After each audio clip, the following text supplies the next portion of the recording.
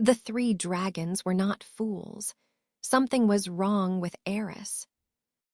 Her smiles were too soft, her words too delicate, her very presence felt off. Yet, no matter how hard they tried, they found nothing.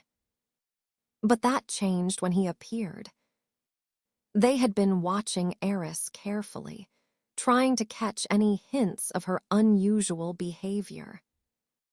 But when they saw her standing beside him, laughing maniacally while holding his arm, their blood ran cold.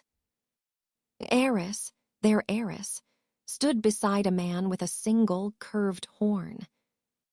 His presence was dark, suffocating, filled with something ancient and dangerous. Zephyrian's eyes darkened. He knew. This was the man behind it all. Valerian's hands clenched into fists. That bastard. Selim, usually the calmest, had a rare look of silent fury. And Eris, she looked nothing like herself. She wasn't fighting. She wasn't resisting. Instead, she was smiling. No, grinning. Her laugh was light, almost melodic, but it was Eris's laugh. It was cold, empty. She clung to the one-horned man's arm as if she belonged there, as if she had never belonged anywhere else. Zephyrian's heart twisted painfully. No, this wasn't her. It couldn't be. But then she looked at him. And when she met his gaze, she smirked, mocking, amused, cruel. Like she had never loved him at all. Zephyrian felt something inside him shatter. The air became heavy with magic. A storm brewed within Zephyrian's chest. Rage, pain, betrayal. His golden eyes locked onto the one-horned man. I see you've noticed the change in your little bride, the villain mused, running his fingers through Eris's hair. Zephyrian's jaw clenched. He took a threatening step forward. Take your hands off her. Eris only giggled, pressing closer to the villain. But I don't want to, my king. Why don't you just? Her eyes glowed unnaturally. Give up. Zephyrian's patience snapped. In a heartbeat, he launched forward, claws extended, magic crackling like lightning around him. The villain smirked and met him head-on. Their clash shook the ground. Black flames erupted from Zephyrian's hands, colliding with the villain, eerie, violet magic. The impact sent shockwaves through the palace courtyard, shattering nearby pillars. Valerian and Selim stepped forward, ready to assist, but Eris moved first. Before they could react, she summoned a dagger and slashed at Selim's arm, forcing him back. Valerian's eyes widened. Eris. Well, she didn't hesitate. She attacked him next. And Zephyrian, in the middle of his battle, saw it all. His Eris, his little blossom, was fighting against them. And for the first time in centuries, Zephyrian felt fear. Villian's Pav. Fools. They thought they could keep her from me. They thought they could protect her. How amusing. From the moment she opened her eyes in this world, she was meant to be mine. And now, here she stands by my side. Her delicate fingers rest on my arm, her laugh a melody of victory. She doesn't fight. She doesn't resist. She belongs to me. Zephyrian's eyes are burning, furious, pained. Good, let him suffer. Take your hands off her, he growls, his magic flaring dangerously. I smirk. Ah, there it is, that fire. You still don't understand, do you? I murmur, brushing a strand of hair from Eris's face. She leans into my touch, obedient and devoted. She's not yours anymore, Black Dragon. His body tenses. Rage rolls off him in waves. How delightful. Eris giggles, soft, sweet, unlike her usual self. Why don't you just give up? She purrs, tilting her head.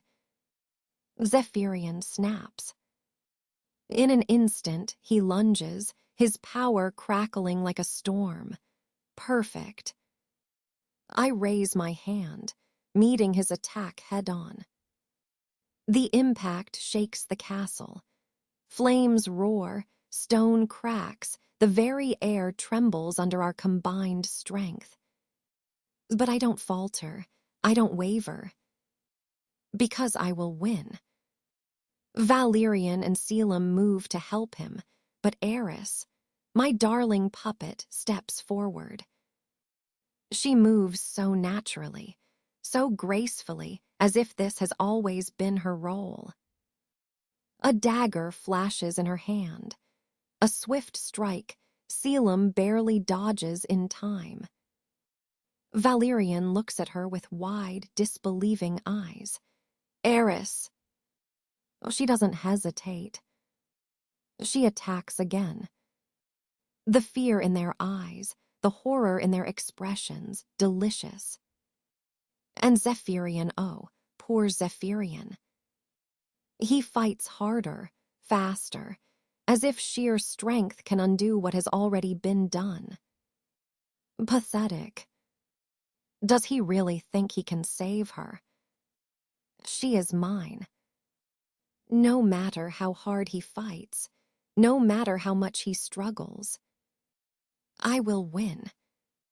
His breath is ragged now, his movements slowing. And then I strike. A direct blow to his chest sends him crashing to his knees. The mighty black dragon kneeling before me. He coughs, blood staining the ground beneath him. His golden eyes, usually filled with power, are dull, exhausted. I lift my sword. Zephyrian, Zephyrian, I sigh dramatically, tilting my head. How far the great have fallen. The blade gleams in the dim light as I raise it high.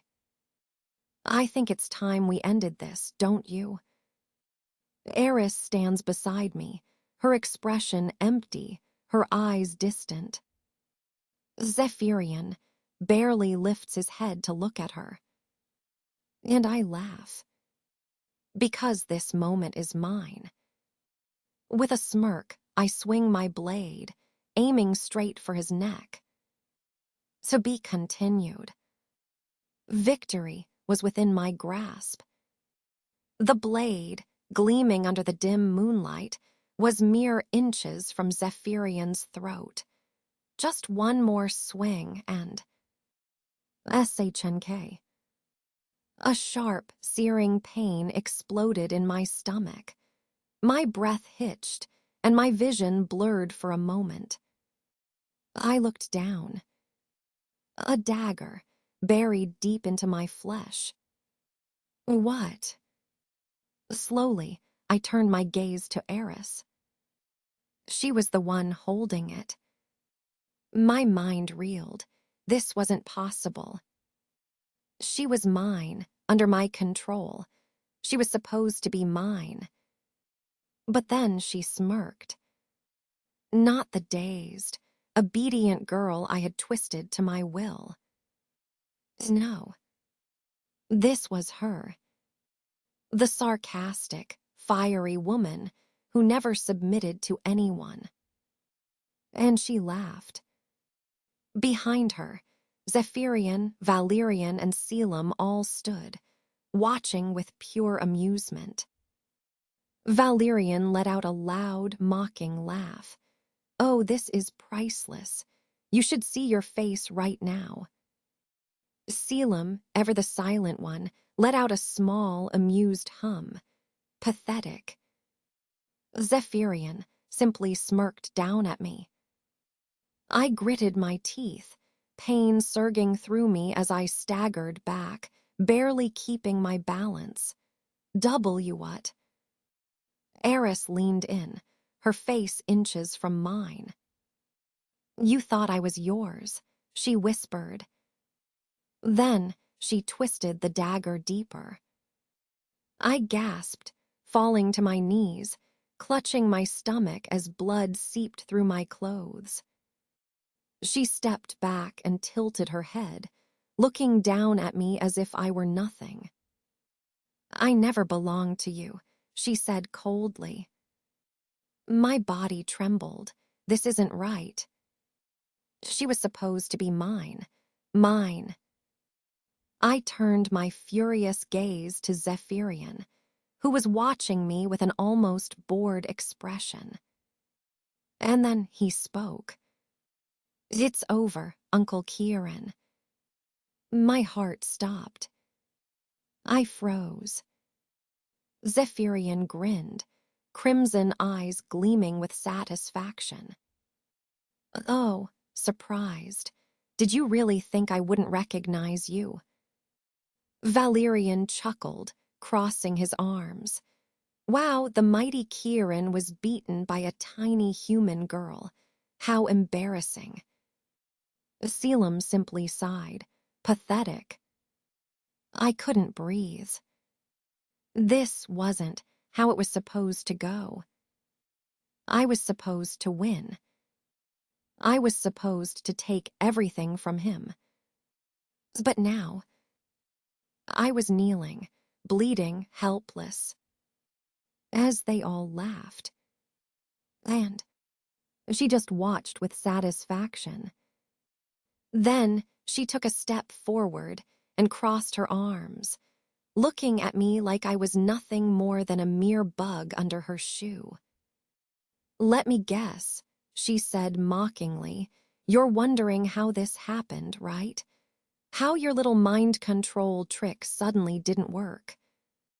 I clenched my jaw, the pain unbearable, but I refused to answer. She scoffed, rolling her eyes. "Figures. Well, since you're about to lose, I might as well tell you." She crouched down in front of me, a wicked smirk on her lips. "You were never in control, Kieran." My blood turned cold. "What?" She tilted her head. "You thought I was under your spell. Please. I was faking it from the very beginning." Eris smirked. "Let me tell you a little secret, Uncle Karen." She stepped closer, her voice dropping to a whisper. "I was never yours to begin with." Karen's breath hitched, but Eris only continued, her voice like poison laced with honey. "Yes, your spell worked," she admitted, "but not completely. I never submitted to you." Karen narrowed his eyes. "Impossible." Eris chuckled, shaking her head. "Oh, but it's true." She turned slightly, her gaze flickering to Zephyrian. "That night when I woke up still under your influence, I was already fighting it," she revealed. "But Zephyrian, he wouldn't even look at me after the breakfast. He thought I was lost." Zephyrian's expression darkened at the memory. "But then," Eris smirked, "I lost my balance. I fell on the bed with him, and when our faces were so close, your spell shattered." Karen stiffened. That was the moment. Eris's smirk widened as she mockingly tapped his chest with her finger. "Your magic broke because of him," she whispered, her voice filled with triumph. Karen's breathing turned ragged. The Black Dragon King had undone his spell with nothing but his presence. Before Karen could lash out, Zephyrian turned toward their shared chamber, his crimson eyes scanning the room until his gaze landed on the note. The same note that had been left for him the night Eris regained control. His fingers curled around the parchment, reading the words. And as he read, everything became clear. The truth was already written. The night before, the hidden truths. The moment they entered their shared chamber, his instinct screamed. Something felt off. His gaze landed on the table, where a neatly folded parchment rested. Frowning, Zephyrian picked it up, his crimson eyes scanning the elegant, familiar handwriting. As his eyes moved across the words, his body tensed. Zephyrian, if you're reading this, then I have already broken free from Karen's control. But I cannot let him know that yet.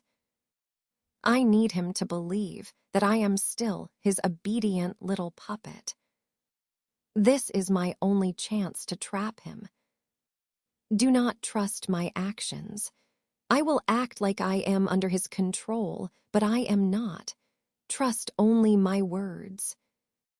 Tell Valerian and Selim. We will finish this together. Wait for the perfect moment. Eris. Zephyrian's breath hitched. He slowly turned his head toward Eris, who stood across the room. She smiled, but it was her usual evil grin when she has a plan. She had been faking it all along. Everything. The smiles, the clinging, the strange softness.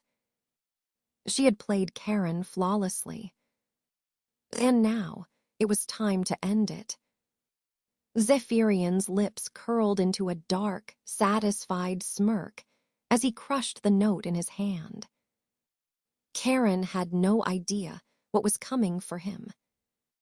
Present, the final revelation. Zephyrian's crimson eyes burned as he stared at Eris. Karen was still frozen, his mind struggling to process the depth of her betrayal. Eris tilted her head, her voice filled with mock pity.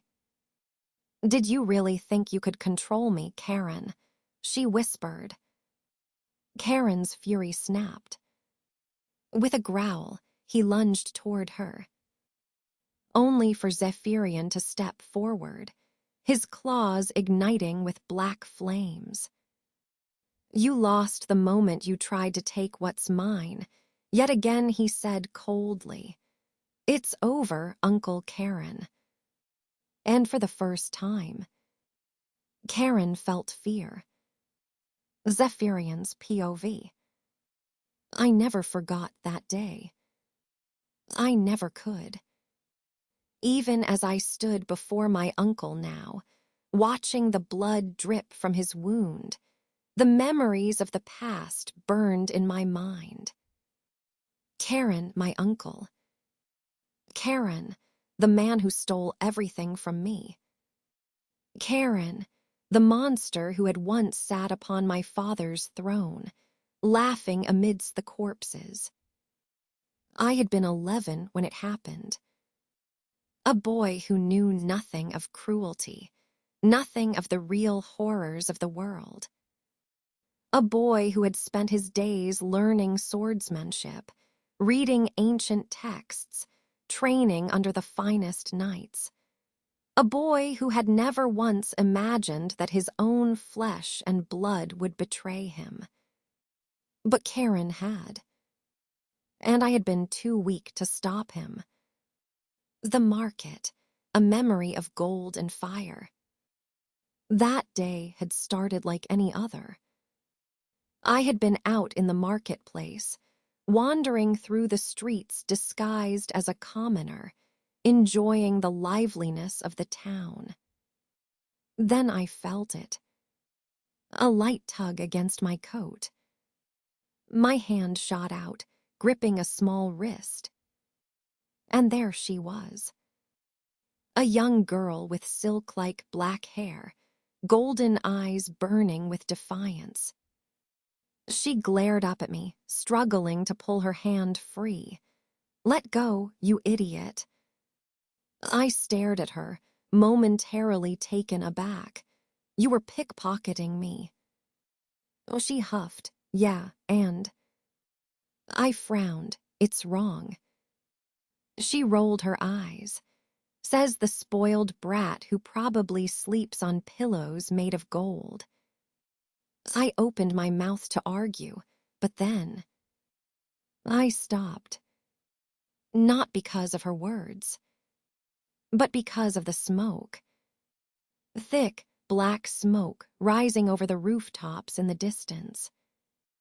Over the castle. My castle. My breath caught. Something was wrong. Without another word, I turned on my heel and ran. But before I could get far, she ran after me. "Oi, I don't need your stupid gold, you cocky bastard," she shouted, tossing the bag of gold coins I had given her. "Take it back." I ignored her. I ran faster. Faster. Faster. Until I saw it. Until I reached the castle gates and felt my entire world shatter. The bodies. They were everywhere. My father. My mother. The knights. Even my nanny, Rose. Lying there lifeless, cold. And at the center of it all, Karen. Sitting on my father's throne, legs crossed, laughing. I couldn't move. I couldn't breathe. I just stood there, staring at the blood, the fire, the destruction. Then, a small hand grabbed my wrist. I turned. It was her. The pickpocket girl. Her golden eyes were wide with horror, flickering between me and the corpses. She shook me. "Say something." I said nothing. I just kept staring. Because it didn't feel real. Until Karen finally noticed me. He chuckled. "Oh, you made it back, nephew." I felt my fingers tremble. His eyes glowed. He moved. A blur of darkness, a blade of power aimed directly at me. I didn't react. I couldn't. But she did. She jumped in front of me and took the blow. I heard the sound of the blade sinking into flesh. Saw the way her small frame jerked forward. Watched the blood drip from her lips. She turned her head slightly, just enough to look at me. And she smiled. Run. I couldn't. I didn't. I just watched. As time slowed. As everything shattered. As the flames inside me erupted. I don't remember what happened next. Only that the entire castle shook. That Karen's laughter turned into screams. That I unleashed every ounce of my power, burning through the throne room, forcing Karen to his knees. And then, I cut off his horn.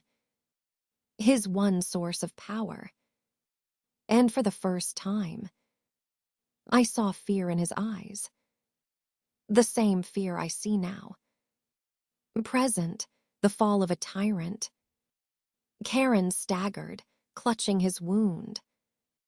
His golden eyes burned with fury, but beneath it, I saw it. Fear. I took a slow step forward. "You lost the moment you tried to take what's mine," I said, voice deadly calm.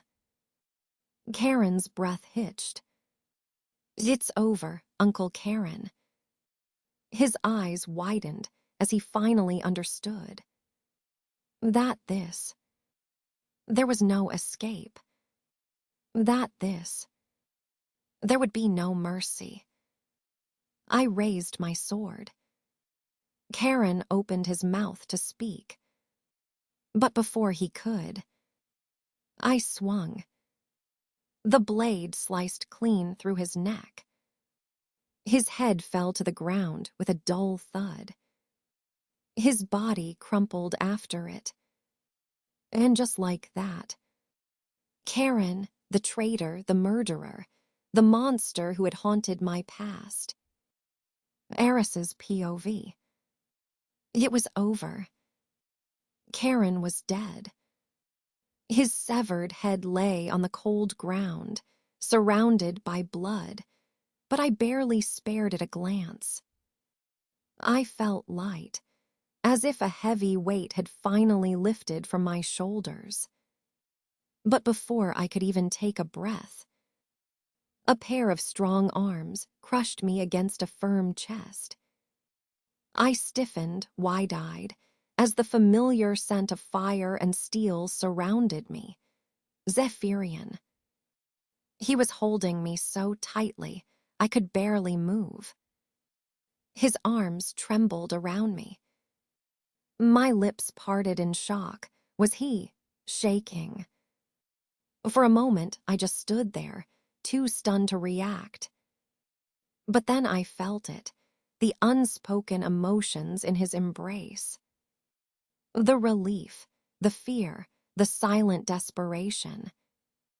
I slowly raised my hands and placed them gently on his back. He was warm. Too warm. He was never this warm. All right, Black Lizard, you're crushing me." The words slipped out before I could stop them. Zephyrian froze. Then he slowly pulled back, his golden eyes narrowing as if he hadn't heard me correctly. "What?" I grinned. I said, "You big, dramatic black lizard, you're crushing me." A silence. And then, laughter. Loud, shameless, uncontrollable laughter.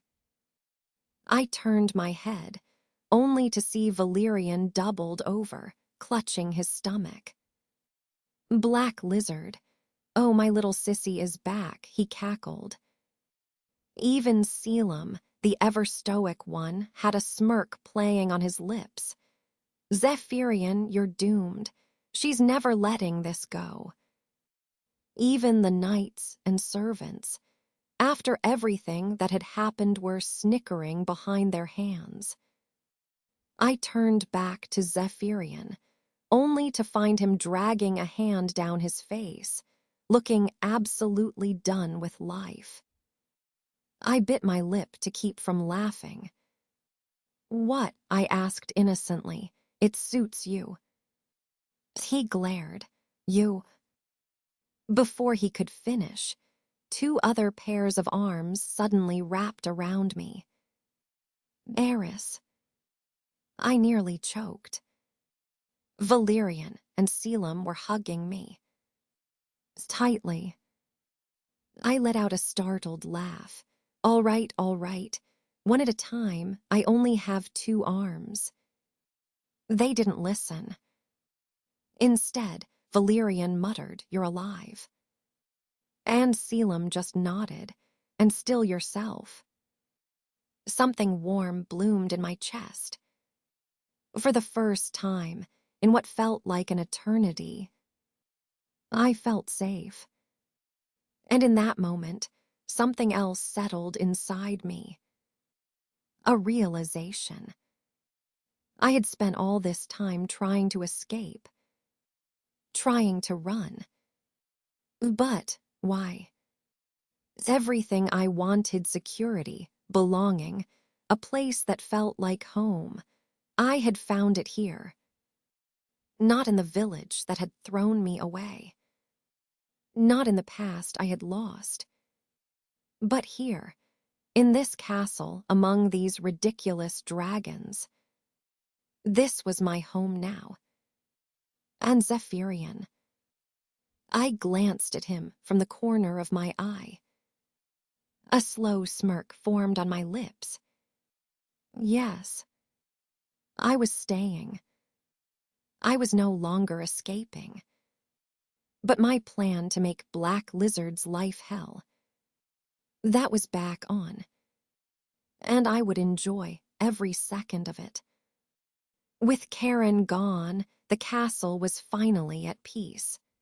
The weight of tension that had loomed for so long was lifted, replaced by a sense of relief and celebration. For the first time in what felt like forever, laughter echoed through the grand halls. The battle had ended, wounds had begun to heal, and life was returning to normal, or at least as normal as it could be with Eris around. Zephyrian, the black dragon and ruler of the castle, believed that he could finally rest. But he was terribly mistaken. Because while Eris had abandoned her escape plan, she had also revived her mission to make Zephyrian's life a living hell. And this time, she had allies. The grand hall was unusually lively. Servants bustled about, preparing celebratory feasts, and knights drank and cheered for their victory. It had been a long time since the castle had seen joy like this. Eris sat comfortably in one of the lavish chairs, stretching her legs out with a satisfied sigh. The scent of roasted meat, spiced wine, and fresh bread filled the air.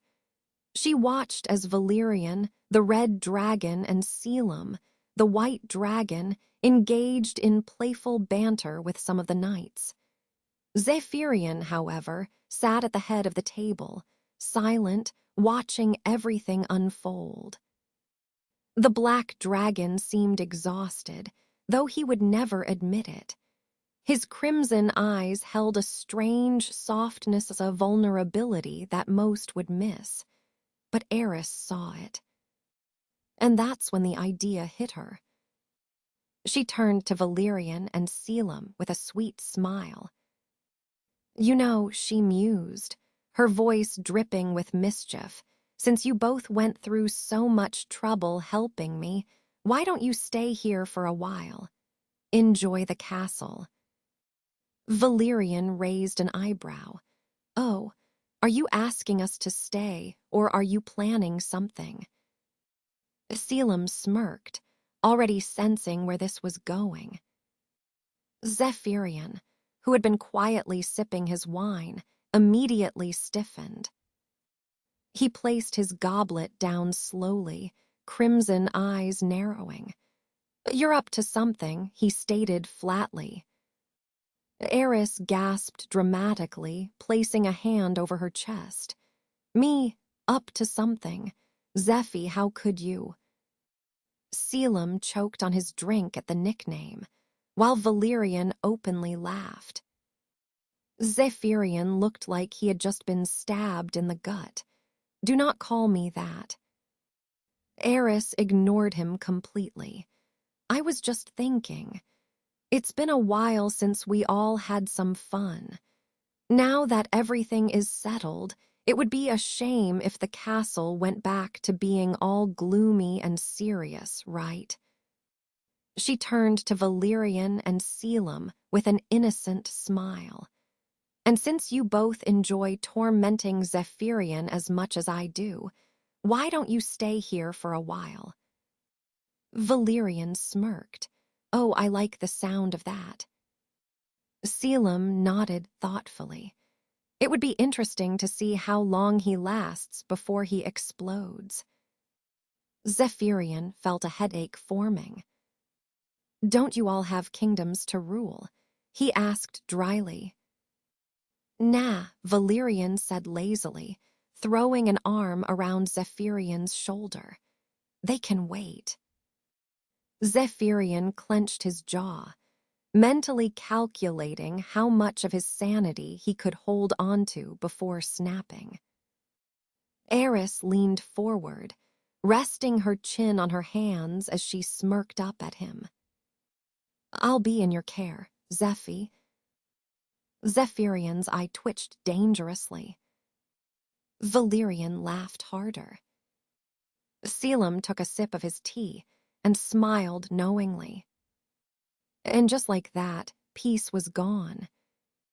The real battle, the battle of endless teasing, pranks, and torment had begun.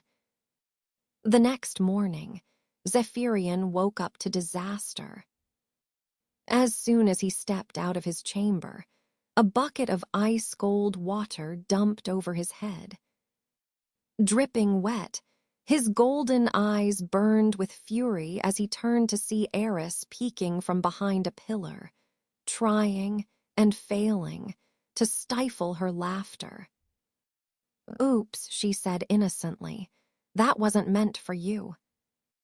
Zephyrian ran a hand through his wet hair, exhaling sharply.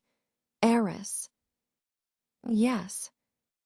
He stalked toward her, and she immediately bolted. She barely made it down the hall before Zephyrian appeared in front of her in a blur, blocking her path. She skidded to a stop, eyes wide, but before she could react, he grabbed her waist and hoisted her over his shoulder. Put me down, you overgrown lizard, she yelled, pounding at his back. Zephyrian smirked. You want down. With that, he walked over to the nearest balcony. Eris froze. Zephyrian, she said carefully, you wouldn't dare. Zephyrian tilted his head. Wouldn't I? Eris shrieked as he pretended to drop her, clinging to him like her life depended on it. It's okay, okay. I won't do it again, she said quickly. Zephyrian smirked, setting her down, but not before ruffling her hair as revenge. Eris glared at him. I take back everything nice I said about you. I didn't hear you say anything nice to begin with, Zephyrian replied smoothly. From a distance, Valerian and Selim watched with amusement. Valerian crossed his arms. That was a weak prank. We need to step it up. Selim nodded, agreed. The next morning, Zephyrian's bed was filled with dozens of baby dragons, all climbing over him, licking his face and nibbling at his hair. And the chaos only escalated from there. Zephyrian's POV. I should have been at peace. The castle was safe.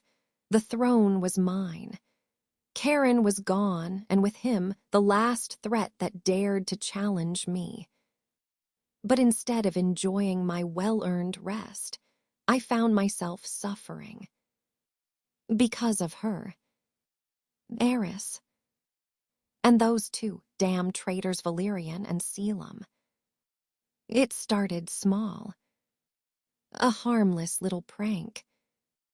A misplaced item. A rearranged room. But soon, it escalated into an all-out war. I should have known the day would be ruined the moment I woke up. The bed felt warmer than usual, a little too warm. When I opened my eyes, a large, drooling baby dragon stared directly into my soul. Before I could react, it screeched and pounced on me. I shoved it off, only to realize there were more.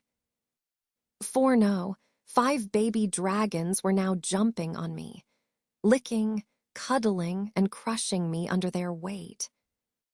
Through the open door, a familiar voice greeted me. Good morning, Zephy. Eris. I knew it. I pushed a dragon off my face and glared at her. Eris. Yes. Get them out. She blinked innocently. Out? Oh no, Zephy, they love you. You wouldn't want to break their little hearts, would you? Before I could throw her out the window, Valerian entered the room, smirking. Oh, look at that. The great and mighty black dragon. A father to baby dragons. How touching. I glared at him. This is your fault too, isn't it? Selim leaned against the doorframe, sipping tea. I don't know. I think they suit you. One of the baby dragons curled up in my lap, refusing to move. I closed my eyes and exhaled slowly. This was only the beginning. The next day, I went to my wardrobe, expecting my usual set of dark robes. Instead, I was met with pure horror. Bright colors, pink flowers, cartoon dragons, and the worst of them, all a robe covered in pink embroidery that read, Zephy's cozy sleepwear. I stared at it. My entire soul left my body. I turned around slowly. Eris, Valerian, and Selim stood behind me, barely holding in their laughter. I held up the pink robe. Who? Valerian burst into laughter. I gotta admit, the pink one suits you. Eris wiped fake tears from her eyes. This is truly a moment to cherish. I wanted to burn everything. The torture continued. One evening, as I sat in my throne room, I took a sip of my favorite tea and immediately spat it out. It was sweet, sickeningly sweet. Eris sat across from me, stirring her own tea as if nothing was wrong. Something wrong, Zephyrian. I looked at the cup as if it had personally betrayed me. This isn't my tea. Selim grinned. Oh, we just added 20 spoons of sugar. I set the cup down carefully. Valerian nudged Eris. I think he's broken. Eris sipped her tea. Not yet, but soon. I prayed for patience. Then came the worst of them all. I returned to my chambers late at night, exhausted. I pulled back the blankets, ready to collapse, and was immediately buried under hundreds of feathers. I lay there motionless. Outside the door, laughter echoed. Slowly, I sat up, feathers falling around me. I inhaled deeply. And then, ADRIS. Eris ran. I chased her through the halls, murder in my eyes. Valerian and Selim ran beside her, laughing. I think we've finally pushed him too far. Selim smirked. Probably, Eris giggled. I growled. I'll burn this entire castle, DOWN. Eris turned mid-run and smiled sweetly. You wouldn't. I stopped in my tracks. I wouldn't. I wanted to. But I wouldn't. And she knew it. As I stood there, seething, I made a decision. This would not continue. Eris thought she had one. No. She had no idea who she was dealing with. I was the black dragon. And I would have my revenge. Eris would pay for this. Soon. A smirk spread across my lips. She had no idea what was coming. I had tolerated enough. Days of humiliation, countless pranks, endless laughter at my expense. It was time for revenge. Eris thought she could make my life hell. She had no idea who she was dealing with. As she and the other two idiots, Valerian and Selim, gloated over their latest prank, I made my move. I grabbed her waist and yanked her towards me. She barely had time to react before I lifted her into my arms, carrying her bridal style. Her smug smile vanished. "W8, what are you doing?" she yelped, struggling in my hold. I looked down at her with a smirk. "You love playing with children, don't you? So why not? Make them." Her entire face turned red. What? I turned toward Valerian and Selim, who were already dying of laughter. "Do not disturb us," I announced, walking away with Eris still in my arms. "I will be busy making children." Eris screamed. "Put me down, you black lizard." But before I could take another step, I suddenly froze. A wicked grin spread across both Valerian and Selim's faces. And then they attacked. "Uncle, ZPI," they yelled in unison, tickling my sides without mercy. I jerked, nearly dropping Eris in the process. "Stop that, you FOOLs." I growled, trying to dodge their hands. But they only laughed harder. "We're gonna be UNCLES soon," Valerian announced dramatically. "I can't wait to spoil the little hatchling," Selim added, grinning ear to ear.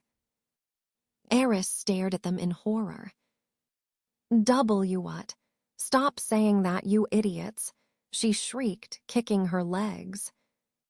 This was a disaster. My plan to fluster her was backfiring on me instead. Valerian and Selim didn't stop. They kept tickling me, yelling about being uncles and laughing like lunatics. Eris, somehow, managed to wiggle out of my arms in the chaos. And the moment she landed on her feet, she bolted. "Run for your life, AERIS," Valerian cackled. "Escape the evil CLUTCHES of Black Lizard," Selim added. Eris didn't need to be told twice. She raced down the hall, her laughter mixing with their chaos. I stood there fuming. I was going to kill them. And as for Eris, she wasn't getting away that easily. Zephyrian's POV. After dinner, Valerian and Selim retired early, leaving Eris and me alone. She walked ahead, oblivious to what I had planned. The moment we stepped into our shared chamber, I locked the doors behind us with a soft click. Eris barely had time to turn around before I scooped her up, throwing her over my shoulder. "What are you? Put me down, you black lizard," she shrieked, kicking her legs. I smirked, ignoring her struggles. Instead, I carried her to the bed and pushed her down, pinning her wrists against the silk sheets. She looked up at me, eyes wide, chest rising and falling quickly. I hovered above her. For once, she didn't have a witty comeback. I could see it in her eyes' shock, confusion, and something else. Something deeper. Something I had been waiting for. I took a breath, my voice low but firm. I won't let you go. Her lips parted slightly, but no words came out. You are mine, Eris, I murmured, leaning closer. I have tried, gods, I have tried to be patient with you. I let you prank me, mock me, push me away, because I thought maybe one day you would come to me willingly. I pressed my forehead against hers, closing my eyes. I can't hold back anymore. Eris's breath hitched, and I finally saw it, the truth in her gaze. She felt the same. A trembling hand reached up, brushing against my cheek.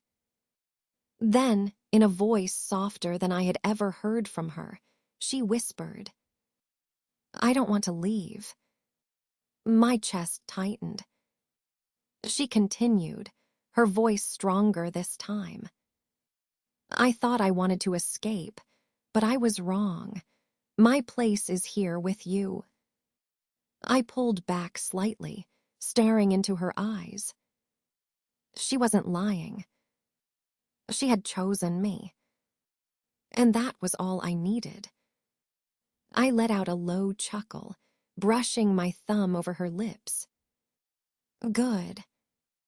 I leaned closer, my breath hot against her skin as I smirked. Now about your pranks.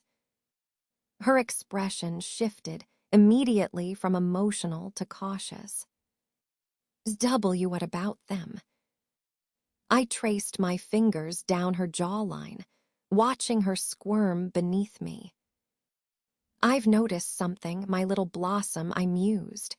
You love children. Her eyes narrowed. So. I leaned in, lips barely an inch from hers. So why not make one? Her face exploded in color. And what? I smirked, relishing her reaction. I wasn't joking earlier. Valerian and Selim really are going to be uncles. She was speechless. I didn't give her time to argue. Instead, I captured her lips in a kiss. At first, it was soft, careful, as if I was memorizing the taste of her. But as her hands trembled beneath mine, as she slowly relaxed into me, I deepened the kiss. Hunger replaced hesitation. She gasped as I devoured her, our bodies pressed flush against each other. She was mine. And now she finally knew it too. Eris's POV. Zephyrian's eyes smoldered with intensity as he approached, his gaze locking with mine, and in that moment I knew I was his. With a swift motion, he untied the silk sash of my dress, his strong fingers brushing against my skin, sending a shiver down my spine. Beautiful, he growled, his voice deep and hungry. In an instant, he was upon me, his hands claiming what his eyes had desired. My breath caught in my throat as he tore my panties away, leaving me bare and wanting. Please, I whispered, my body already aching for his touch.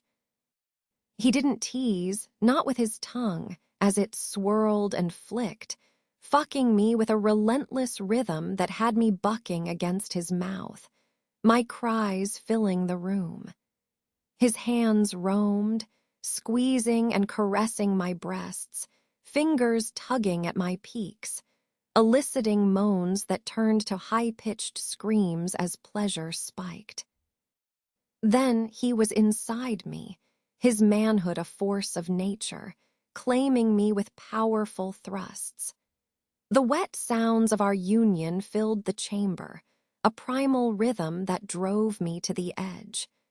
I screamed, I moaned, I begged for release, my body trembling as Zephyrian's passion consumed me, leaving me utterly satisfied and spent. But just as I thought it was over, he flipped me over and leaned down. "You are mine, only mine, little blossom," he whispered, and with a strong force he jerked me. "Ah-h-h-h-h-h-h-h-h-h."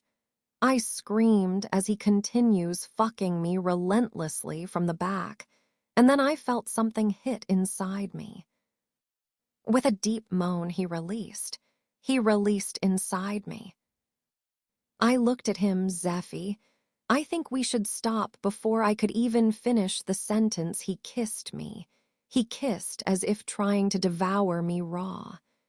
Then he pulled back and said it was just a beginning, little blossom, and he smirked.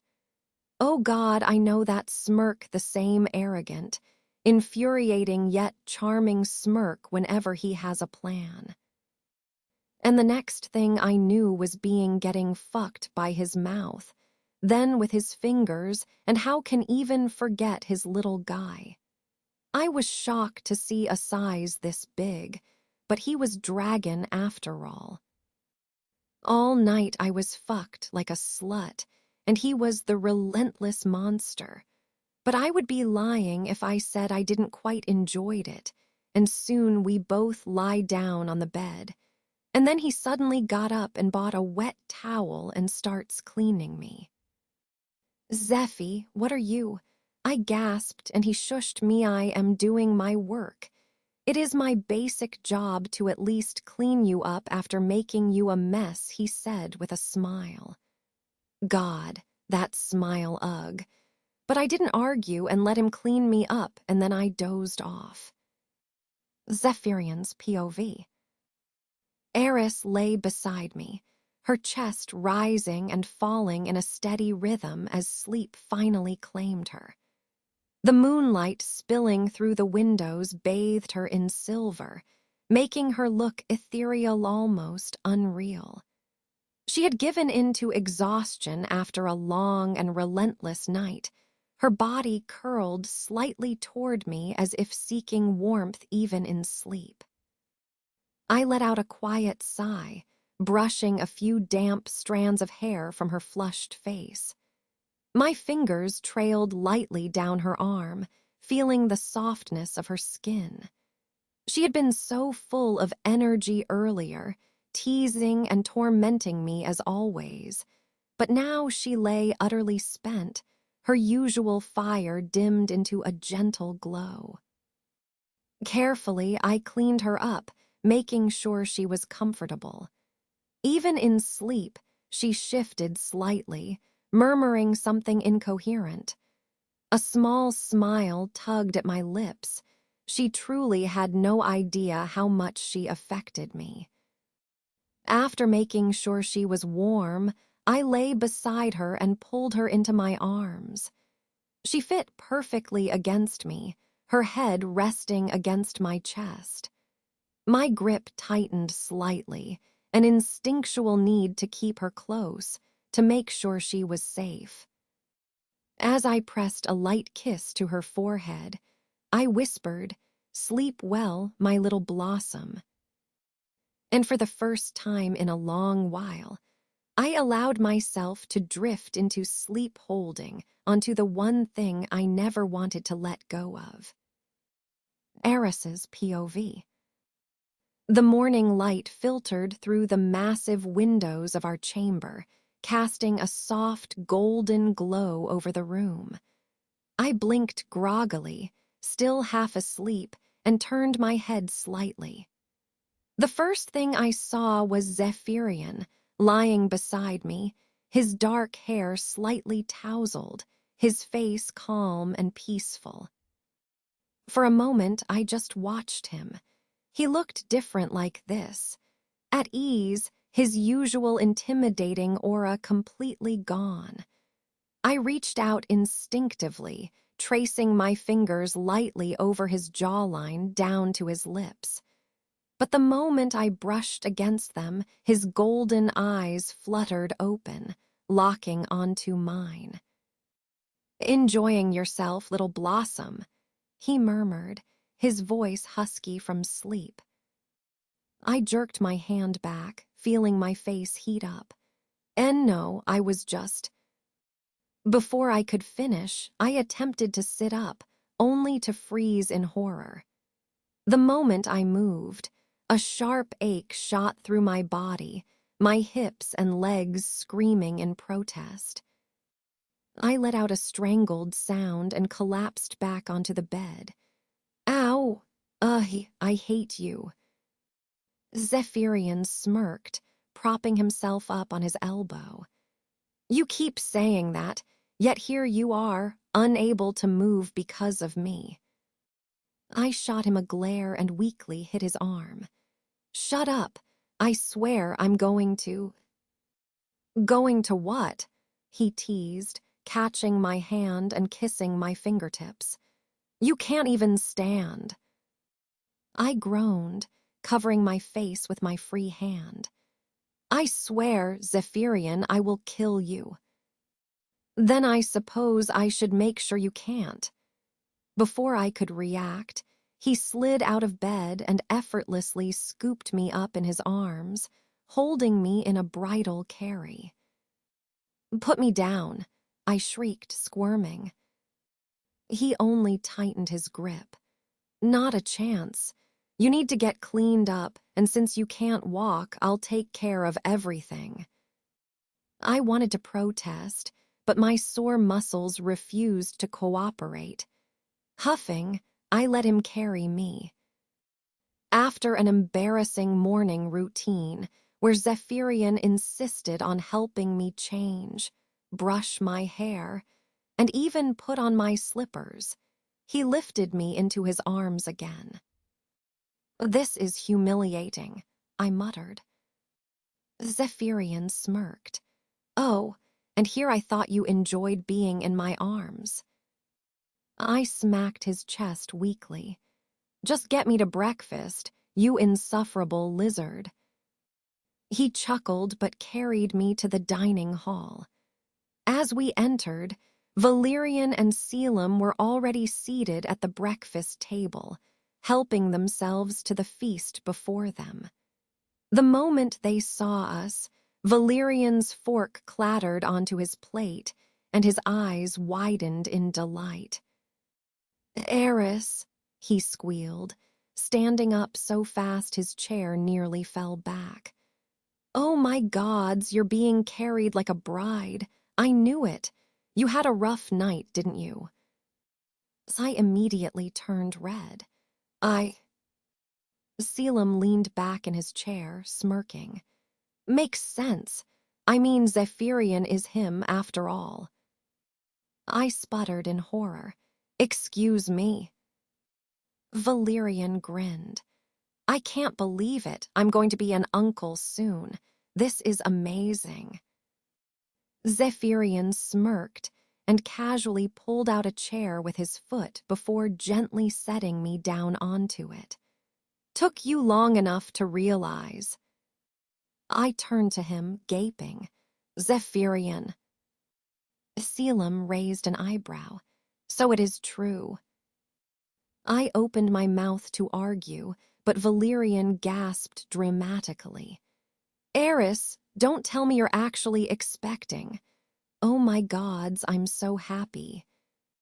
I am not, I shouted, my face burning. And stop talking about it. Both dragons burst into laughter, and Zephyrian simply smirked, enjoying every second of my torment. I groaned and buried my face in my hands. This was going to be a long morning.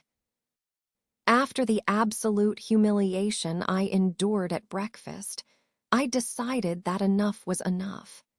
The two buffoons sitting across from me, Valerian and Selim, needed to be put in their place. Zephyrian had been enjoying his tea in silence, but I knew he was just waiting to see how long I'd last before snapping. I glared at the two dragons, arms crossed over my chest. All right, you two idiots. How exactly are you so sure I'm going to be a mother soon? Selim smirked, his red eyes twinkling with amusement as he rested his chin on his hand. "Oh, come on, Eris. It's obvious." Valerian nodded eagerly, barely able to contain his excitement. "Yep, I mean, look at you. You're sore you couldn't even walk and Zephyrian had to carry you. It's so clear what happened." I narrowed my eyes. "So, that only proves that I was punished, which Zephyrian himself told you. But I never said anything about actually, you know." Valerian blinked, and Selim's smirk faltered just a little. "Wait. Hold on." I leaned forward, a smirk of my own forming. "You two just assumed, didn't you?" They exchanged a panicked look. "Maybe," Valerian said hesitantly. I turned my glare to Zephyrian, who was still calmly sipping his tea like he wasn't the cause of this whole misunderstanding. This is your fault, isn't it?" Zephyrian looked at me with feigned innocence. "Me? I simply told them not to disturb us because I was busy making children. That's all." I gaped at him. "That's all. Do you realize how misleading that sounds?" Selim coughed awkwardly. "So, does that mean we're not going to be uncles?" Valerian gasped dramatically, clutching his chest. I already started thinking of baby names. I buried my face in my hands. "I hate all of you." Zephyrian chuckled, clearly amused by my suffering, and wrapped an arm around my shoulders, pulling me close. "You love me." I huffed, refusing to look at him. "Unfortunately." Valerian and Selim just sat there, staring at each other like their dreams had been crushed. "Can we still hope?" Valerian mumbled. Selim sighed dramatically. "It's okay. We'll just have to wait a little longer." I turned to glare at them again. "Stop making it sound like it's definitely going to happen." Zephyrian smirked, resting his chin on top of my head. "It will happen." I slapped his arm. "Shut up." Selim suddenly perked up, grinning mischievously. "You know, now that I think about it, it's actually very strange that you, our heiress, didn't try to fight him off last night. No running, no screaming, no setting him on fire. That's suspicious." I stiffened slightly. "What are you implying?" Valerian grinned. "Oh, nothing. Just that maybe, just maybe, you wanted to be punished." Selim gasped dramatically, clapping his hands together. "Oh my gods, you did." I turned bright red. "I did not." Zephyrian only smirked, tightening his grip around me. "She did." Ziachirion. The red and white dragons burst into laughter as I struggled in Zephyrian's grasp, my face burning hotter than dragon fire. "I swear, if I don't get my revenge soon, I'll actually breathe fire on all of them." Eris's POV. The warm sun bathed the royal garden in a golden glow, a gentle breeze carrying the scent of blooming flowers. I sat comfortably on the grass, surrounded by the maid's children, their laughter filling the air as they played around me. My personal guard stood nearby, keeping a watchful eye on the surroundings, while my personal maid, Elise, remained close to assist me whenever I needed help standing or walking. I wasn't particularly doing anything, just admiring the peaceful view. After all the chaos that had unfolded recently, moments like this felt rare, and I wanted to cherish them. Just as I was beginning to relax completely, Elise approached me with a warm smile, carrying a tray. "My lady, I've brought your favorite dessert." My eyes immediately lit up, and I reached for it without hesitation. "Oh, you're the best, Elise." The dessert looked as delicious as always, soft, rich, and beautifully presented.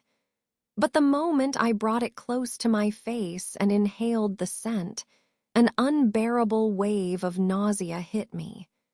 My stomach twisted, and I recoiled, my expression twisting in disgust. Elise blinked in surprise. "My lady, is something wrong?" I swallowed down the uneasy feeling and quickly handed the dessert to the children, forcing a small smile. I think I'm not in the mood for sweets today. You all can have it instead." The children beamed with joy, eagerly taking the dessert and devouring it without a second thought. Watching their excitement made me feel a little better, but I was still confused. This was my favorite dessert. I had always loved it. So why did the smell make me feel so nauseous all of a sudden? Before I could dwell on it further, a sudden dizziness hit me. My vision blurred slightly, and I reached out instinctively, grabbing Elise's arm for support. "My lady," Elise gasped, immediately steadying me. "Are you all right?" I squeezed my eyes shut, trying to shake off the spinning sensation. I don't know. I just feel a little lightheaded." As soon as I tried to sit up straighter, another wave of nausea surged through me. The smell of flowers, the faint scent of food from the palace kitchens, even the fresh air, it all felt unbearable. My stomach churned violently, and for a moment I thought I might actually vomit. Elise quickly handed me a cloth and a cup of water. "You look pale, my lady. Maybe we should return inside." I took a slow sip of the water, hoping it would help, but my body still felt unnaturally weak. My limbs felt heavier than usual, and even keeping my eyes open was starting to feel like a struggle. What was happening to me? I wasn't sick. I hadn't eaten anything strange, but something was wrong. Something was definitely changing within me. A week had passed, yet nothing had changed. Every morning, I woke up feeling nauseous. The scent of my favorite foods made my stomach churn. Even the fresh garden air, something I had always found calming, now felt suffocating. Dizziness would strike at random times, and I felt unusually weak despite getting enough rest. It was frustrating. I wasn't sick. There was no fever, no pain, just this constant uneasiness that refused to leave me. At first, I brushed it off, thinking it would pass with time. But when even simple movements made me feel exhausted, Zephyrian finally had enough. That evening, as I sat in our chamber, trying to shake off another wave of dizziness, he suddenly walked in, his piercing red eyes watching me closely. "You're not hiding something from me, are you?" His deep voice held a serious tone, but there was also concern in it. I frowned at him. "Why would I hide anything from you?" He exhaled through his nose, then crossed his arms. "Because I've been watching you. You barely eat, you look pale, and you're constantly tired. If you were sick, I would have noticed. But this," he narrowed his eyes, "this is different." I didn't respond. because honestly, I didn't know what to say. I wasn't hiding anything. I was just as confused as he was. Seeing my silence, Zephyrian sighed, then turned toward the door. I called the royal physician. He'll check on you. My eyes widened slightly. You called a physician. Zephyrian, I told you I'm not sick. And I don't believe you, he interrupted, his gaze unwavering. So unless you can tell me exactly why you've been acting this way, we're doing this my way. I bit my lip, knowing there was no point in arguing. When Zephyrian made a decision, it was impossible to change his mind.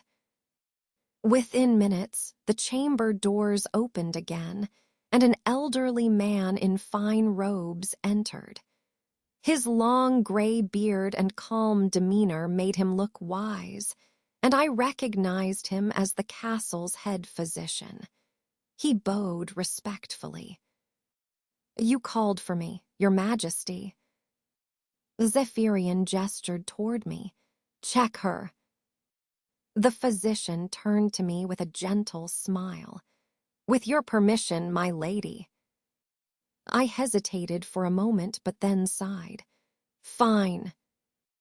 As the physician approached, I couldn't shake the uneasy feeling growing inside me. Something told me that whatever he was about to say, it would change everything.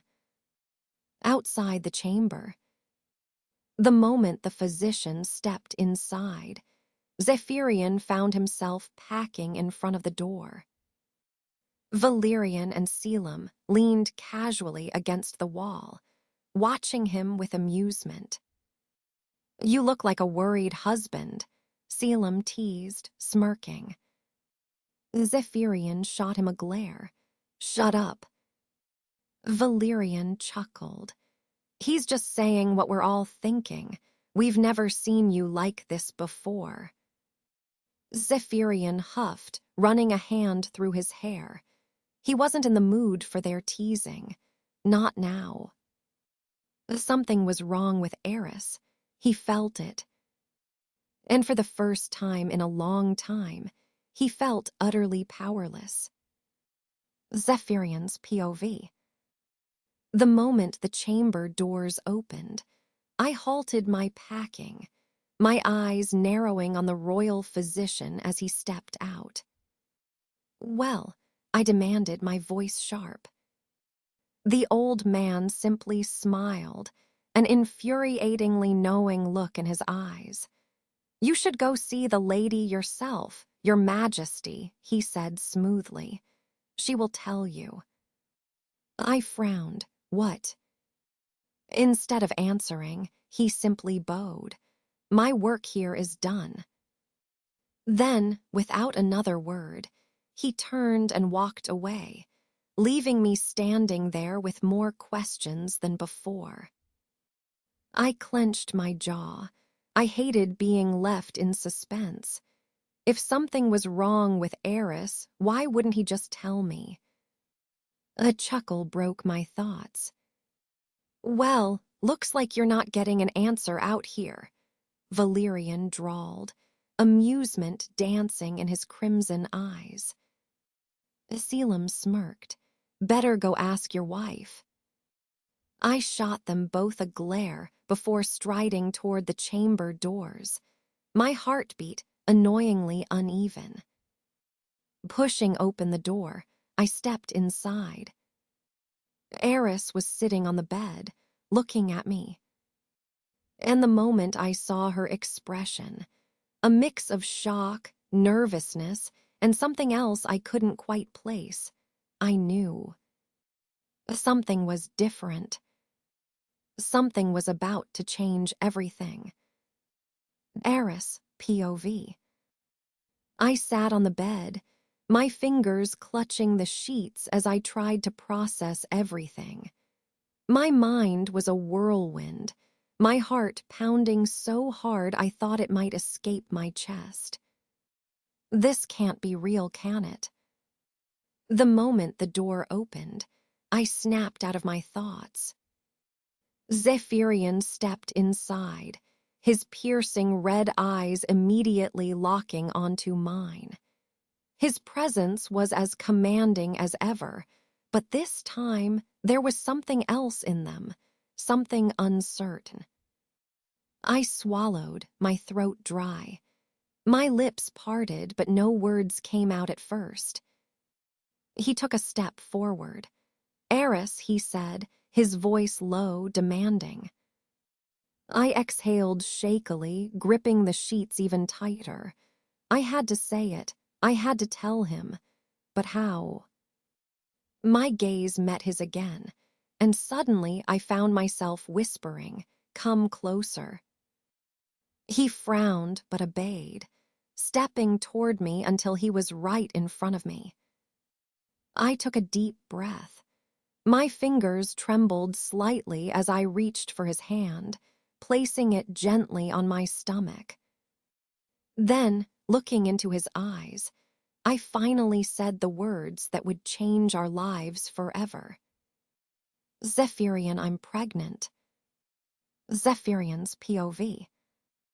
The words echoed in my mind, but I couldn't process them. "I'm pregnant." I stood there, unmoving, as if the world had stopped spinning. My mind refused to function. My body felt frozen in place. Eris' voice had been soft, hesitant, yet firm when she said it. But now, she was looking at me with a confused expression, her brows furrowed. "Zephyrian." She called my name, her voice laced with uncertainty. I didn't answer. I couldn't answer. My gaze drifted to where my hand rested against her stomach. My fingers were touching the place where our child, the life we created, was growing.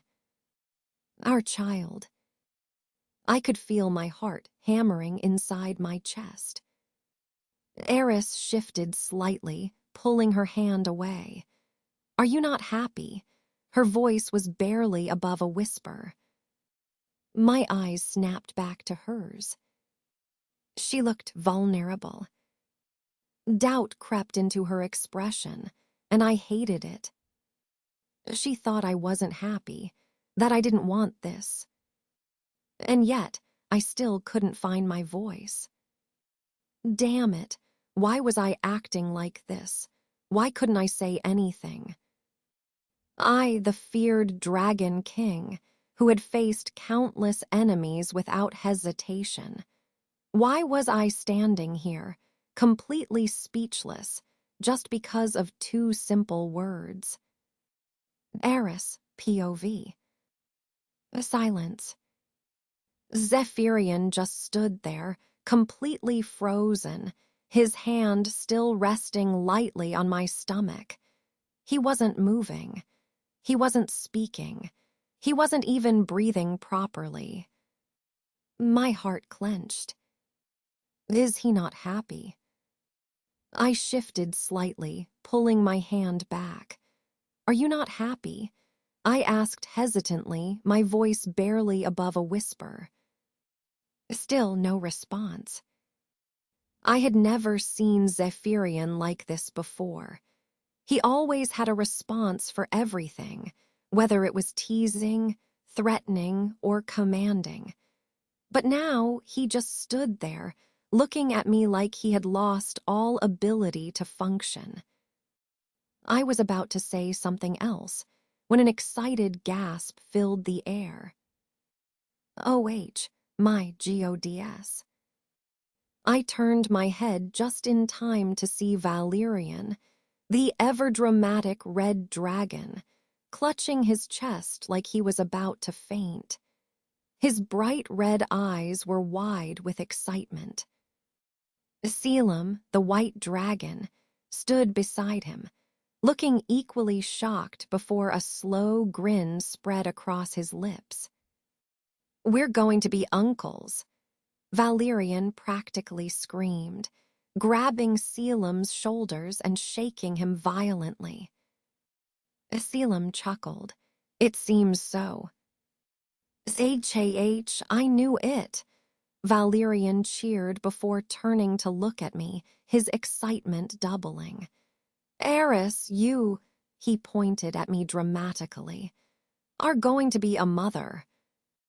I blinked at them, still overwhelmed by Zephyrian's lack of reaction. I guess, I answered awkwardly. Before I could react, Valerian suddenly lunged forward, wrapping me in a tight hug, spinning me around. I can't believe this. I'm going to be the coolest uncle ever. Valerian, put me down, I gasped. Selim smirked, watching the chaos unfold before turning his attention to Zephyrian. Oi, black lizard.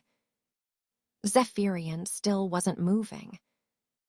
Selim rolled his eyes before sighing and walking up to him.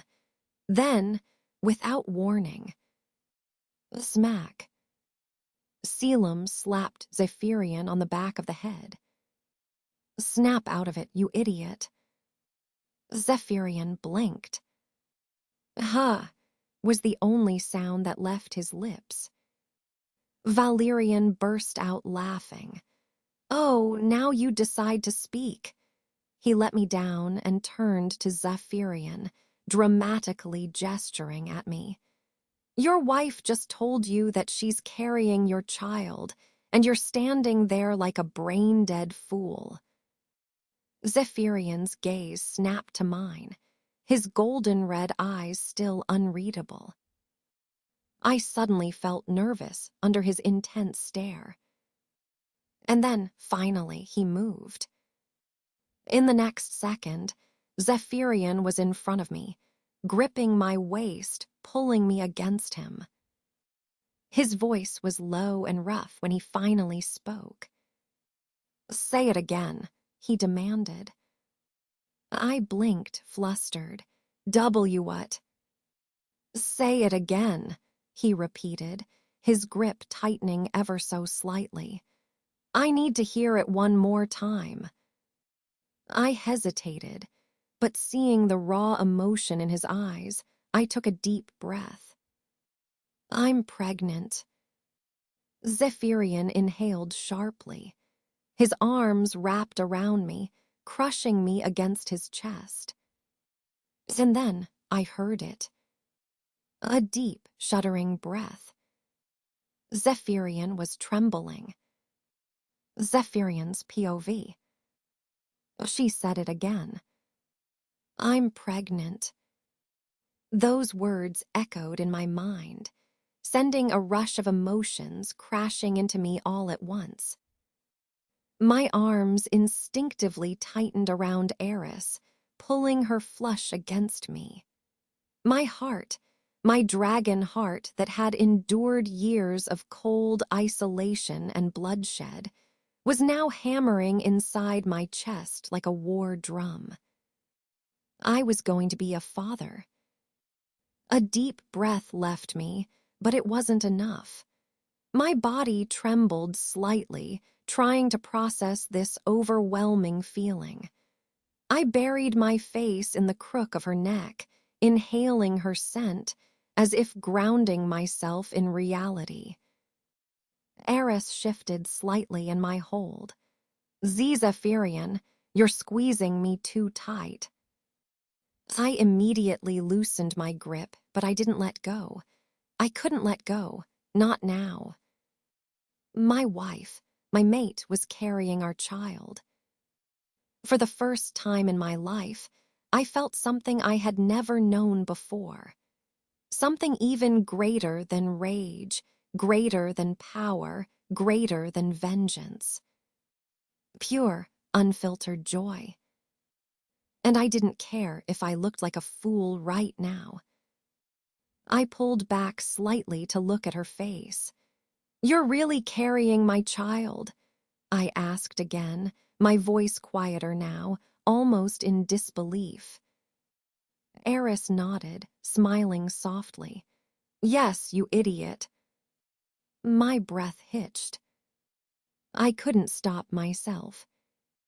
I lifted her off the ground, spinning her in the air before holding her against my chest again.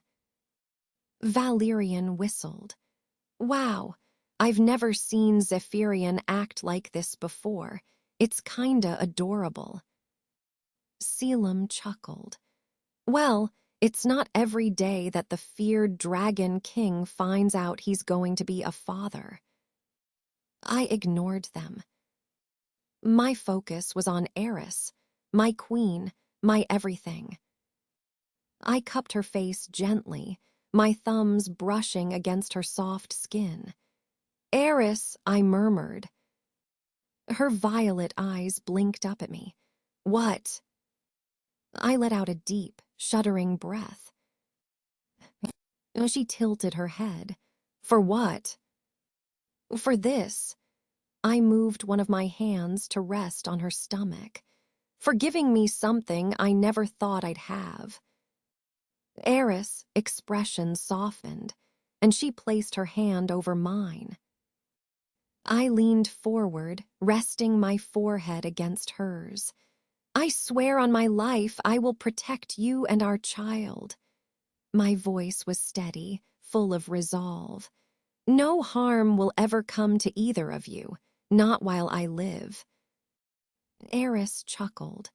Well, that's good to hear, because if you didn't say that, I would have made your life hell.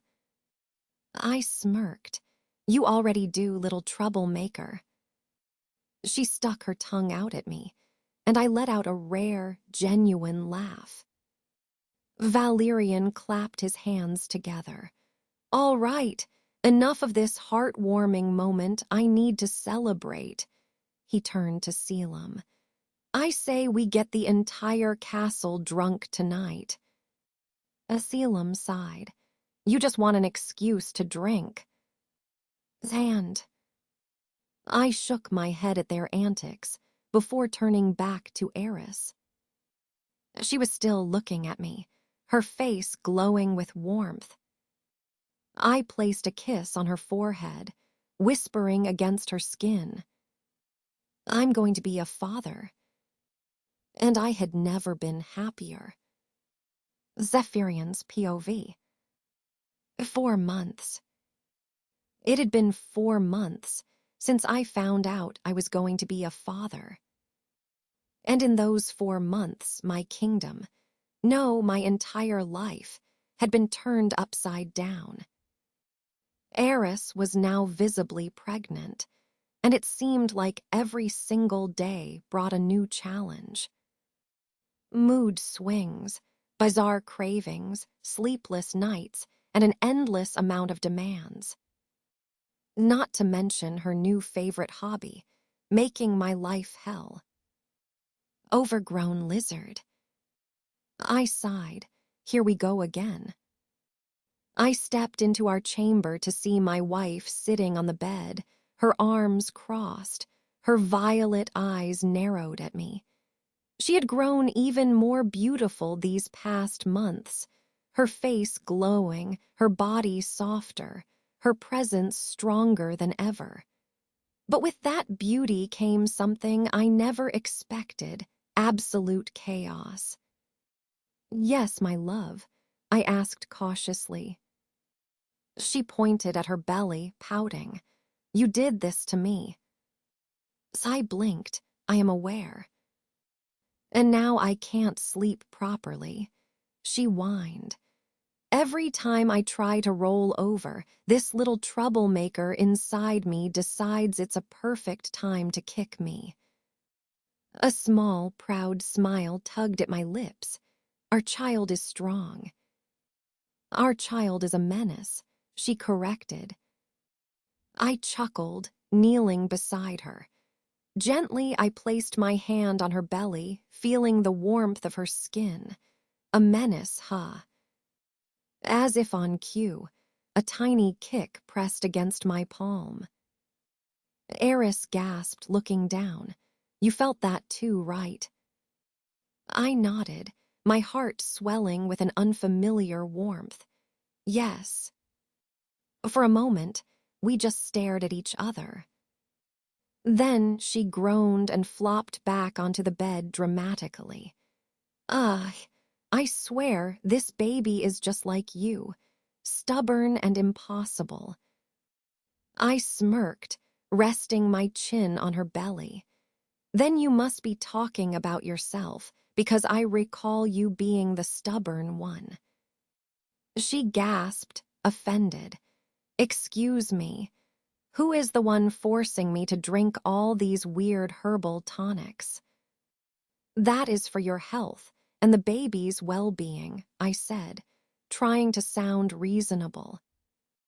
You enjoy making me suffer, she accused. I chuckled, perhaps. Before she could argue further, a loud voice interrupted. ZHPHIRION. I turned toward the door just as it burst open. Valerian and Selim stood there, looking thrilled. We heard the news. Valerian grinned. 4 months, huh? Eris groaned, covering her face. Oh no, not them. Selim strode over, placing his hand on her belly without hesitation.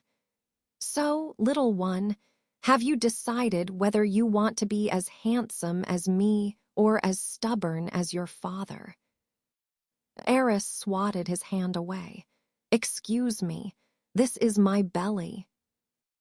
Valerian smirked, sitting on the edge of the bed. You do realize that means we're even closer to becoming uncles, right? Do not remind me, I muttered under my breath. We must start planning, Selim said dramatically. We need gifts. We need baby clothes. We need. You need to leave before I throw both of you out, I warned. Eris groaned. Please do. Valerian chuckled, raising his hands in surrender. Fine, fine. But just know, little sister-in-law, that we're going to be very involved in this baby's life. Selim winked. Get ready for the best uncles ever. As the two left, Eris groaned again. I regret everything. I smiled, lying beside her and pulling her into my arms. You love them, I reminded her. She sighed. Unfortunately, yes. I placed a kiss on her forehead. And they love you too. But no one loves you more than me. She rolled her eyes but smiled. You're lucky I love you back. I smirked, I know. As she finally dozed off in my arms, I placed a protective hand over her belly. 4 months down, 5 more to go. And I would be ready. Part 49. Zephyrian's POV. I was not ready. If I thought the first few months were chaotic, this was something else. Eris had become an absolute menace. At one moment, she would be sobbing into my chest because she missed the taste of a dessert she ate once in her past life. The next moment, she would be angrily pointing a finger at me, blaming me for her swollen feet. Then she would suddenly be unreasonably affectionate, hugging me, kissing me, and telling me I was the best husband in the world. And then, just minutes later, she would be yelling at me again for something as ridiculous as breathing too loudly. I had fought wars, conquered kingdoms, controlled fire, wind, and water. And yet, I found myself helpless against a pregnant woman. Eris, I said one evening as she sat on the couch, her arms crossed, you need to rest. I can't rest, she snapped. I have too much energy. I pinched the bridge of my nose. You were literally falling asleep 5 minutes ago. That was then. This is now. I sighed. Fine. What do you want to do? She grinned. A dangerous grin. 5 minutes later, I was standing outside in the royal gardens with Valerian and Selim, forced to participate in something she called pregnancy entertainment, which apparently involved me, the Dragon King, catching fireflies for her amusement. Valerian doubled over with laughter. Brother, this is humiliating. Selim whistled. To think the mighty Zephyrian would one day be reduced to a firefly catcher. Eris giggled as she sat on the garden bench. Come on, my mighty husband. I want a jar full of fireflies. I sighed. This is my life now. And yet, despite the absolute chaos, the sleepless nights, and the never, I wouldn't change a thing. I was not ready. If I thought the first few months were chaotic, this was something else. Eris had become an absolute menace. At one moment, she would be sobbing into my chest because she missed the taste of a dessert she ate once in her past life.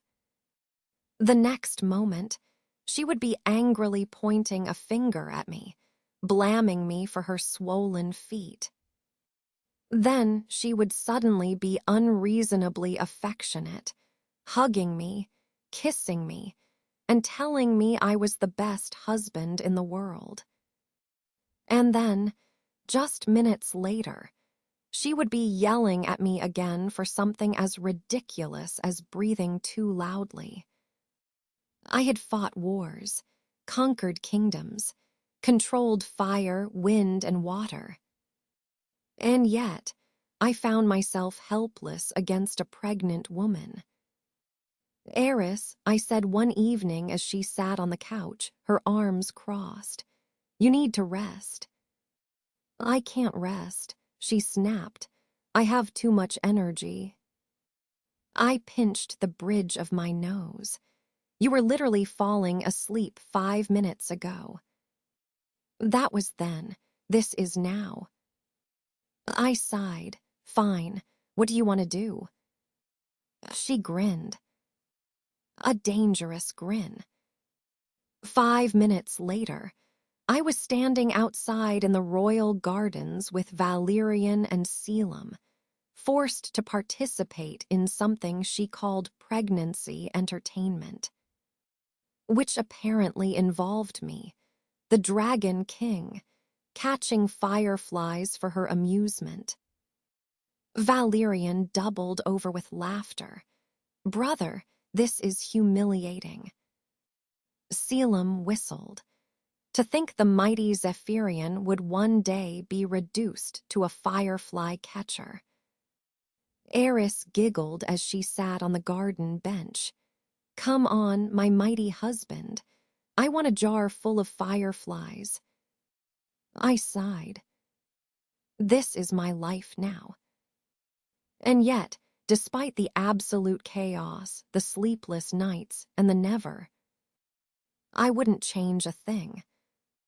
4 months had passed since Eris became pregnant, and my brothers, Valerian and Selim, had left for their respective kingdoms shortly after the news. But now they were back, and they were worse than ever. Where is she? Valerian's voice echoed through the grand halls of my castle as he and Selim stormed in. The servants scurried away as Selim grinned, tossing his cloak over his shoulder. We were praying in the temple when we realized 4 months have passed. We had to return. I stood at the top of the staircase, arms crossed. And you think barging in like this is appropriate. Valerian smirked. What? Did you think we would miss our sister-in-law's mood swings? I groaned, rubbing my temples. You do not understand. Selim's grin widened. Oh, but we do, which is why we came prepared.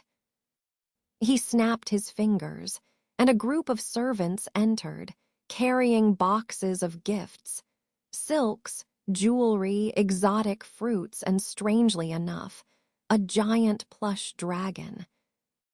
I raised a brow. What is that? A gift for Eris, Valerian said proudly. She's going to need comfort since she's carrying your child. I sighed. She does not need a ridiculous plush dragon. Yes, I do. We all turned to see Eris standing in the hallway, her violet eyes lighting up at the sight of the plush. With more energy than I had seen in days, she rushed forward. Well, as much as she could with her 4-month pregnant belly, and snatched the plush from the servant's arms. "Oh, I love it," she cooed, hugging it tightly. He smirked at me. See, this is why I'm the favorite uncle. Selim crossed his arms. We both are. Eris turned to them. So, how was your time in the temple? Valerian sighed dramatically.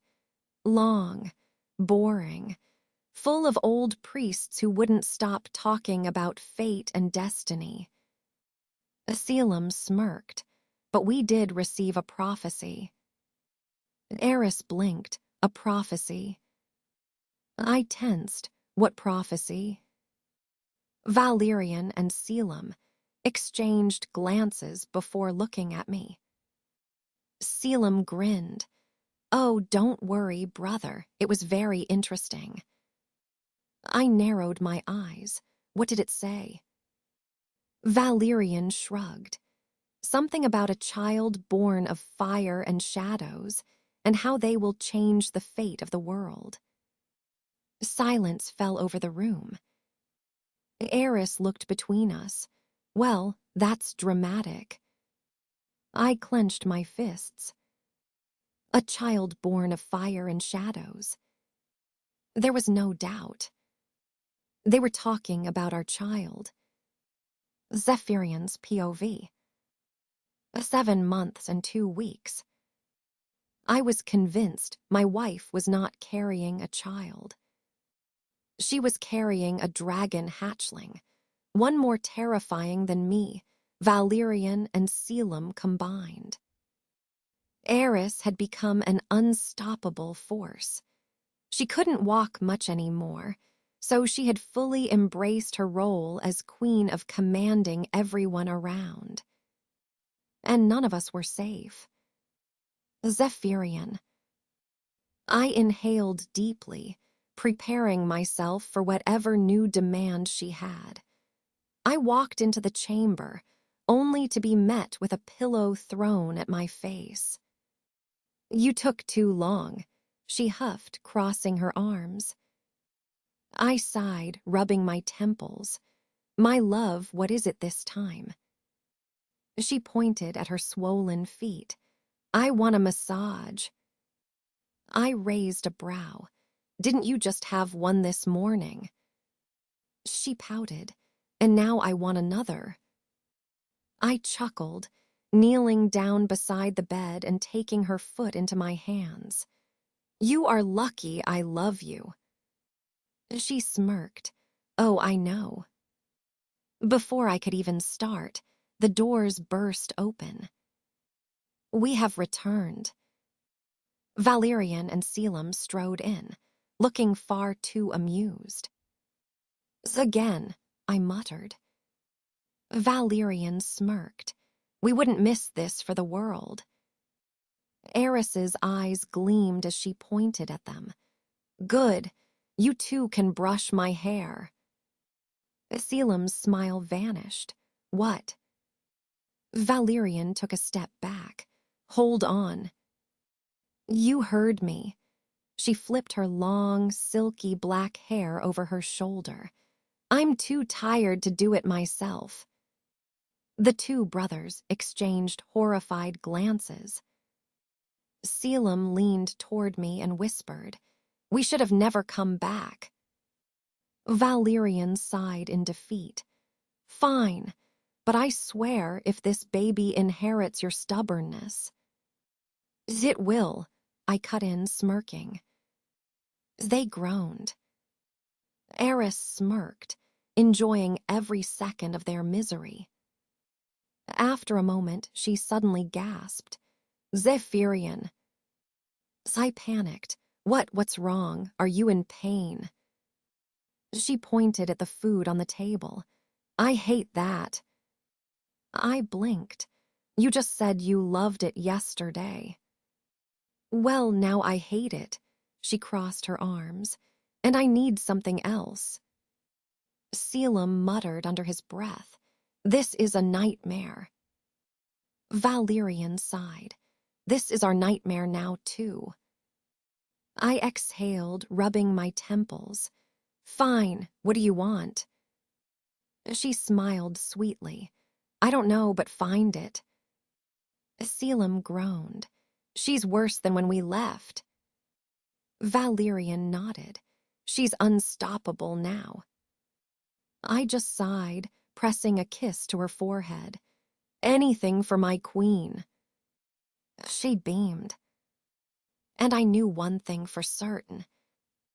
The next 2 months would be the real challenge. The beginning of a new life. Zephyrian's POV. The room had been filled with laughter and complaints just moments ago. Then everything changed. Eris suddenly gasped, her hand clutching her belly. Her face twisted in discomfort before she let out a sharp breath. I immediately tensed. "Eris." She winced, her other hand gripping the sheets. My belly," she whispered. Then her eyes widened in shock. "It hurts." A chill ran down my spine. And then, a splash of water spilled onto the floor beneath her. Everything froze. I heard Valerian mutter, "Oh no." Selim took a step back. "Oh no." Eris, wide-eyed, turned to me. "Zephyrian, I think." The baby is coming. For the first time in my life, my heart stopped. Valerian and Selim, they panicked. "What do we do?" Selim shouted, running in circles. "Get the physician," Valerian bellowed. Eris screamed in pain, and suddenly I was no longer frozen. I snapped into action, lifting her gently into my arms. "Hold on, my love, I have you." She groaned, gripping my arm tightly. "I swear if you ever do this to me again, I will." Another wave of pain made her cry out. I know," I murmured, kissing her forehead. "Just breathe." The palace erupted into chaos. Servants ran back and forth. Valerian practically threatened the physicians to hurry. Selim looked seconds away from fainting. And me. I carried my wife to our chamber, holding her as if she were my entire world, because she was. I whispered to her through every contraction, my lips pressed to her damp forehead. "I'm here. I'm not leaving." Her fingers dug into my arm, desperately clinging to me. And as she cried out again, I realized something. I had faced countless battles. I had ruled a kingdom with an iron fist. I was the feared Dragon King. But nothing, absolutely nothing, could have prepared me for this. Waiting in agony. Zephyrian's POV. One moment, I was by Eris's side, holding her, whispering reassurances as she clung to me. The next thing I knew, I was outside our chamber. The heavy doors slammed shut before I could even process what happened. I blinked. What just? You got thrown out.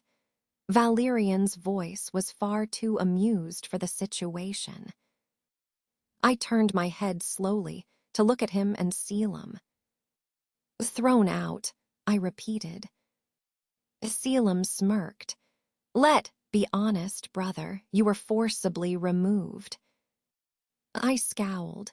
By whom? The midwives, Valerian snorted. You were in the way. I clenched my jaw, my hands twitching. I was holding her hand.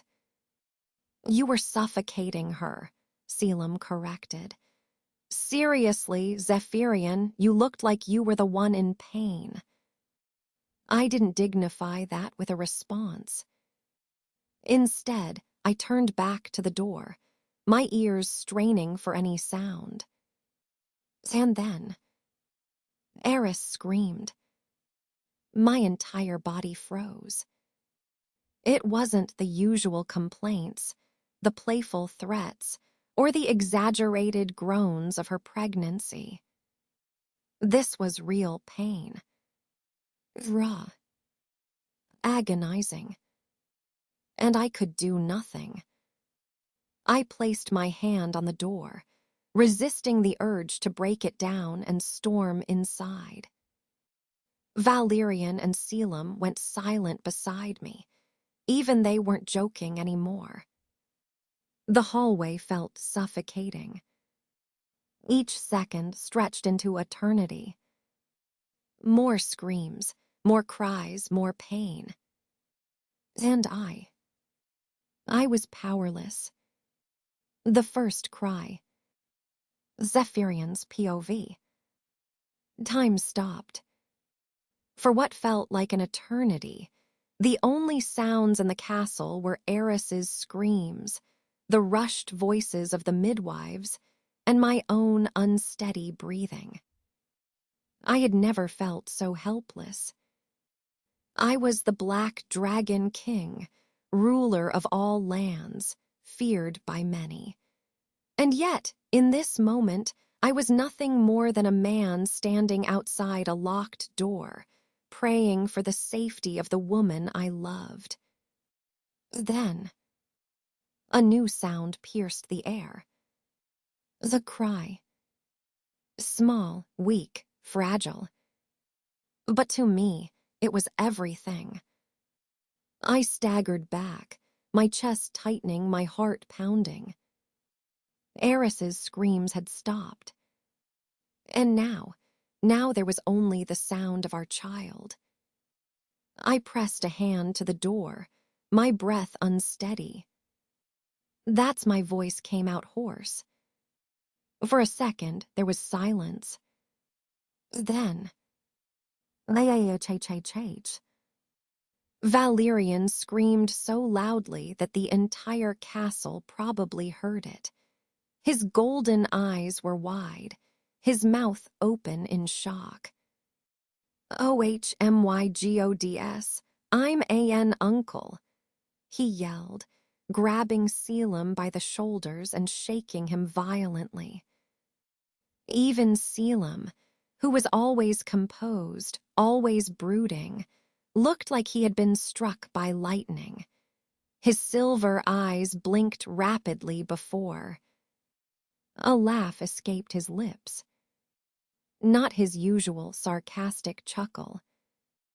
A real laugh, a joyful, disbelieving laugh. I'm an uncle, he whispered. Then, as if realizing it fully, he threw his head back and laughed even louder. I had never seen him smile like that before. I barely had time to process their reactions, because the chamber doors finally opened. One of the midwives stepped out, her face flushed with exhaustion, but her lips curved into a gentle smile. "Your Majesty," she bowed. "You may see them now." I didn't wait.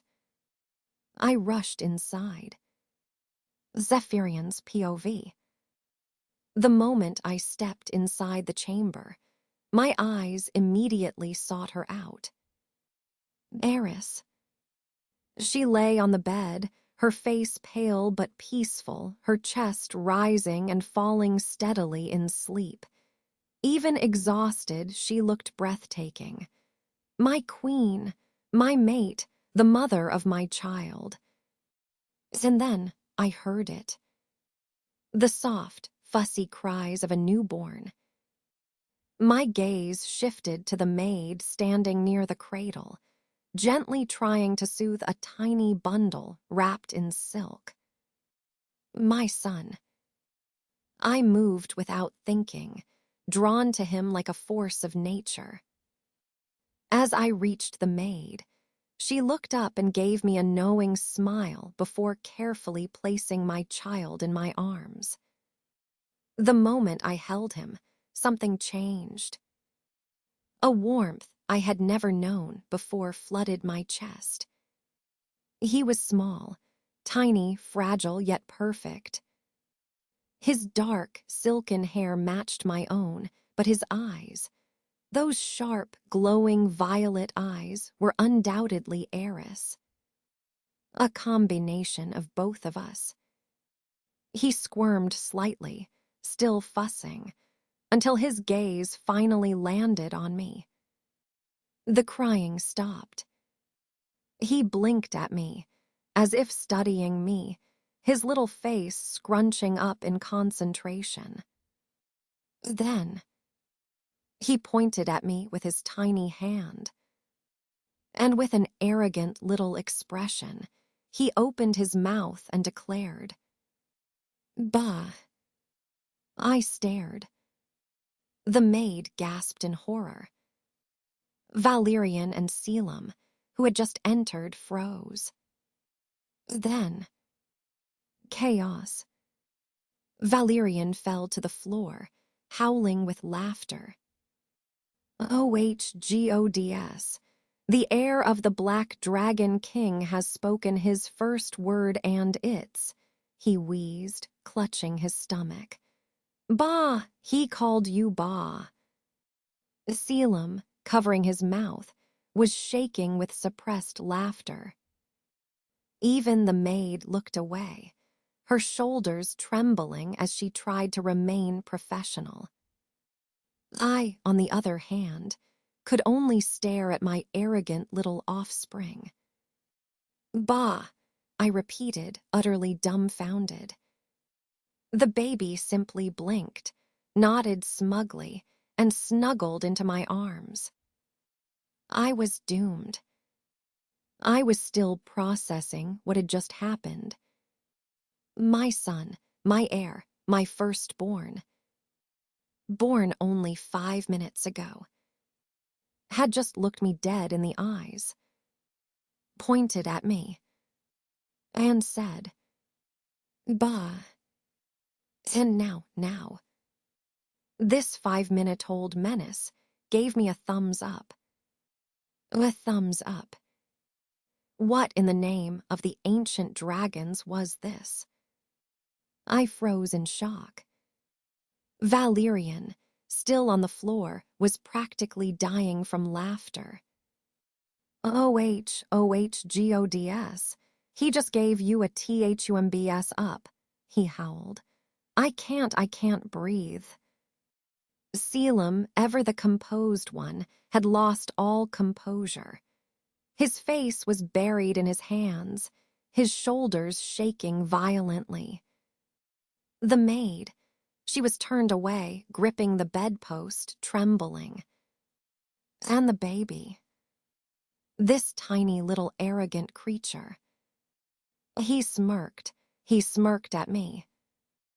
Like he was already the king of the world. Like he had already won. My son, barely born, had the audacity to look at me as if saying, "Yeah, I'm the boss now." I blinked. Then, very slowly, I turned to my sleeping wife. Eris, still unaware of the chaos her newborn had already caused. I took a deep breath. This is your fault, my love. You created this tiny troublemaker. And now, I was doomed. I was still in shock. My son, my 5-minute-old son, had mocked me. First, he pointed at me with arrogance. Then, he gave me a thumbs up. And now, he was smirking. I was the Dragon King, the ruler of this world. And yet, I had already lost dominance to my newborn son. Valerian was still rolling on the floor, wheezing. Selim looked like he was experiencing both an existential crisis and the greatest joy of his life. The maids were holding in their laughter so hard that their faces were turning red. And then, a soft voice called out to me, "Zephyrian." I turned instantly. Eris. She was awake. Her violet eyes, still tired but filled with warmth, landed on me. And then they shifted toward the tiny menace in my arms. "Our baby," she whispered, reaching out. "Let me hold him." Despite the absolute betrayal I had just experienced from this arrogant little hatchling, I gently placed him in her arms. And just like that, he changed. The moment Eris cradled him, his entire personality switched. His tiny hands curled into fists. He snuggled against her, cooing softly like an innocent newborn. No arrogance, no smirking, no thumbs up. Just a sweet, angelic baby. I narrowed my eyes. Oh, so this is how it is. Before, he looked at me like I was his servant. Now, in his mother's arms, he was suddenly the most well-behaved baby in existence. Eris smiled, kissing his tiny forehead. "He's perfect." I opened my mouth, about to expose him. Eris, this baby. But then, my son peeked one eye open, looked directly at me, and let out a soft, innocent-sounding coo. Like he was challenging me. Like he was saying, "Go ahead, tell her she'll never believe you." I narrowed my eyes further. This wasn't over. Eris, POV. I cradled my baby close, gently rocking him in my arms. His tiny hands reached out, grabbing at my fingers, his little lips parting as he made soft baby noises. My heart melted on the spot. "Who's the good boy?" I cooed, nuzzling his cheek. "Who's mommy's good boy?" My baby blinked up at me with big, innocent eyes, his tiny fingers wrapping around mine. Then, as if responding to my words, he giggled sweetly, nuzzling into my chest. "Oh," I squealed, hugging him tighter, "my precious baby. You love mommy, don't you?" The baby let out another soft, adorable giggle and nuzzled me even more. I turned to Zephyrian, my eyes sparkling. "Look at him. Isn't he just the cutest?" A silence. Zephyrian, Valerian, and Selim were staring at the baby. Not with love, not with adoration. With sheer horror. "What?" I blinked. "Is that little brat?" Valerian muttered under his breath, pointing a trembling finger at the baby. Selim paled. He just smirked at us again. I gasped dramatically. What are you saying? My baby is an angel. The baby, hearing my words, gazed up at me with the most innocent expression ever. His tiny lips quivered as if he was on the verge of tears, and he clung to me tighter. Oh no, don't cry, my love. I kissed his forehead repeatedly. Did these bad uncles say mean things to you? The baby let out a soft whimper and buried his face in my chest. I whipped around to glare at the three dragons. Look what you did. You made him sad. Zephyrian looked like he was about to combust. Eris, you don't understand. That baby. Before he could finish, the baby turned his head slightly, just enough for the three dragons to see, and smirked. A slow, confident, smug smirk. I gasped again. AWWWWW, did you see that? He smiled at you. Selim looked like he was ready to faint. Valerian covered his face. Zephyrian just stood there, staring at his son like he had created the most dangerous being in existence. Meanwhile, I continued showering my adorable baby with love. He was just a sweet little boy, nothing weird at all. Zephyrian's POV. I had faced wars. I had burned kingdoms to the ground. I had ruled over dragons and men with absolute power. But nothing could have prepared me for this. Eris sat on the bed, cradling our newborn son, cooing at him like he was the purest, most innocent being to ever exist. Who's the good boy? She giggled, pressing kisses to his tiny hands. Who's Mommy's good boy? The baby, hearing her voice, blinked up at her with wide, innocent eyes. Then, as if on cue, he giggled sweetly, nuzzling against her chest. I narrowed my eyes. That little brat. Look at him, Zephyrian. Eris beamed, turning to me. Isn't he just the cutest? No, he was not. I stared at my son, waiting, watching. And right on time, the moment Eris looked away, he turned his head ever so slightly, just enough so that only I and the two idiots standing beside me could see. And smirked.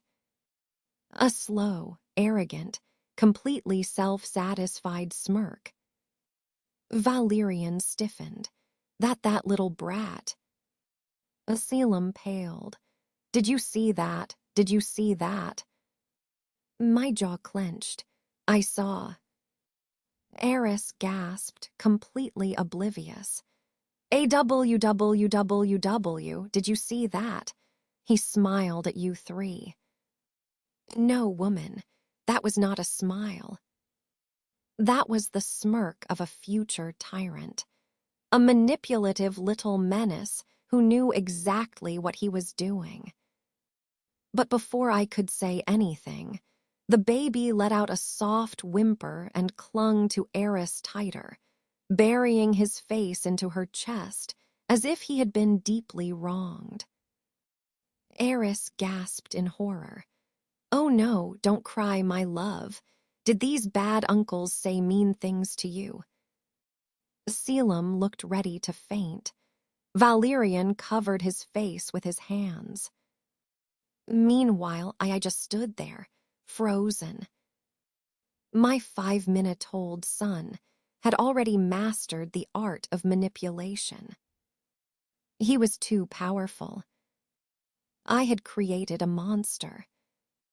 Zephyrian's POV. Enough was enough. I wasn't going to let a newborn take my wife's attention away from me. This was personal now. With a perfectly calm expression, I reached forward to take my son from Eris's arms. But instead of letting go, the little menace clung to her like a leech. His tiny hands gripped her clothes as if his life depended on it, his face buried against her. Eris chuckled, rubbing his back. "Oh, Zephyrian, look, he doesn't want to leave me." "Yes, I can see that."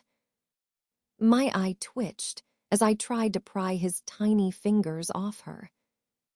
"Come now," I said smoothly, though my patience was wearing thin. I wished to bond with my son, spend some quality time. Valerian and Selim should also have the chance to play with him. The baby shook his head. He just refused me. Valerian choked on his laughter, while Selim raised an eyebrow, clearly suspicious. Eris, bless her innocent heart, just smiled. "Oh, that's so sweet of you. Of course, go ahead." She kissed our son's forehead and tried to pass him to me, but he tightened his grip and refused to let go. I sighed. I was not going to lose to a baby. So I did what any rational father would do. I pried him off by force. He struggled, grabbed onto her sleeves, and even made a small growl. But I won. I always win. With him firmly in my arms, I turned on my heel and walked out, my two unfortunate brothers trailing behind. As soon as we were out of the room, I glanced down at my son. He was looking at me again. And then he smirked. "Arrogant little." "I know you can understand me," I said coldly, my voice just above a whisper. The baby blinked.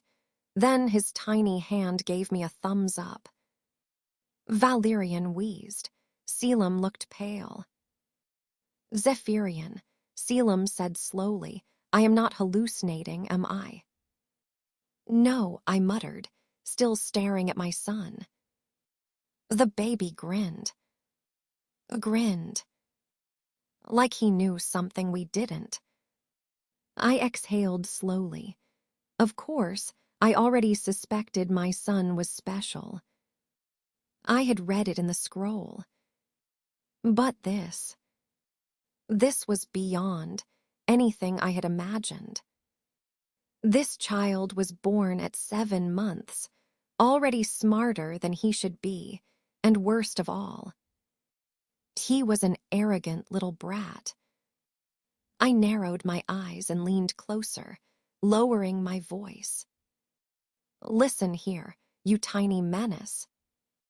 But before I could finish, the baby crossed his arms, raised a single eyebrow, and then he smirked, as if saying, "She's mine now, you can get off." I froze. Valerian fell to the ground, laughing so hard he couldn't breathe. Selim just covered his mouth in pure horror. And me. I just stared at my son. This newborn, this 7-month-old baby, just challenged me.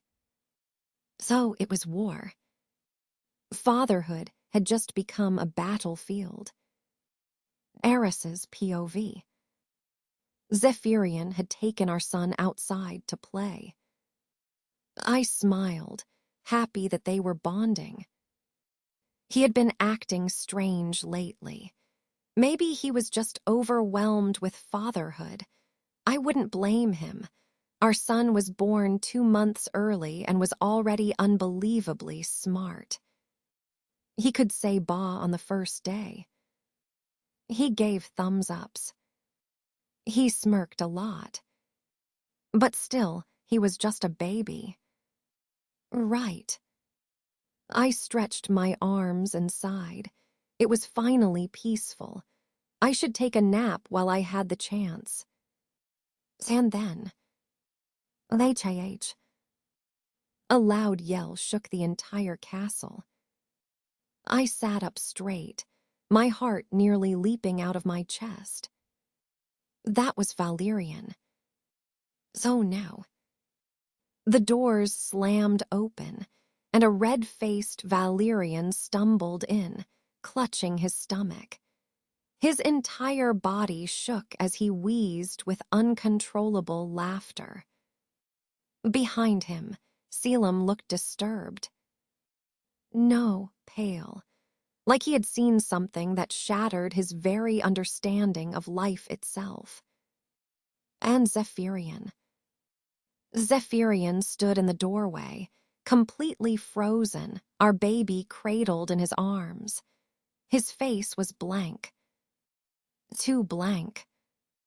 Like he had just been personally betrayed. I blinked. What happened? Valerian collapsed on the floor, still howling. Selim just sat down in a chair, rubbing his temples. Zephyrian stared into the void. I looked at my son. He looked so innocent in his father's arms. Big, round, adorable eyes. A tiny, sweet smile. So pure, so harmless. I smiled. Did you have fun with your father, my love? Our son giggled happily, reached out his tiny hands for me, and Zephyrian flinched. I frowned. What's wrong? He opened his mouth, then closed it. Then, in a very dead voice, he said. He smirked at me. I blinked. What? Valerian screamed with laughter. Selim sighed loudly and dragged a hand down his face. Zephyrian looked me straight in the eyes, his expression dark. He smirked at me, Eris. He smirked and basically said, she's mine now, get off. I stared at him. I stared at my son. My son, who was now snuggling into my chest with a soft, sweet little yawn. I sighed. Zephyrian, I said gently, he's just a baby. He is not just a baby. I jumped at Zephyrian's sharp tone. Selim groaned. He's spiraling. He crossed his arms at me. Zephyrian continued, voice eerily calm. He raised a single eyebrow at me, and then he smirked. He's a baby, I repeated slowly. He gave me a thumbiasupi. Valerian fell over, cackling. I rubbed my temples. He's just advanced for his age, I said patiently. Zephyrian narrowed his eyes. Advanced. He's acting like a fully grown, arrogant man. Do you not see it? I looked down at our son. He blinked up at me, all soft and innocent, and let out a tiny, adorable, completely normal giggle. I smiled. I don't see anything strange. Zephyrian looked personally offended. He's fooling you, he hissed under his breath. I rolled my eyes. I think fatherhood is making you paranoid. He scowled. I think motherhood is making you blind. Before I could argue, our son snuggled deeper into my embrace, hugging me tightly. My heart melted. Zephyrian's eye twitched. Valerian laughed even harder. Selim sighed in pure exhaustion. And our son. He peeked over my shoulder at the 3 dragons. And. He smirked. Just for a second. Just long enough for Zephyrian to see it. Zephyrian pointed wildly. See that. I turned my head. See what? Our son blinked up at me sweetly, cooing like a perfect angel. Zephyrian looked betrayed. Selim groaned.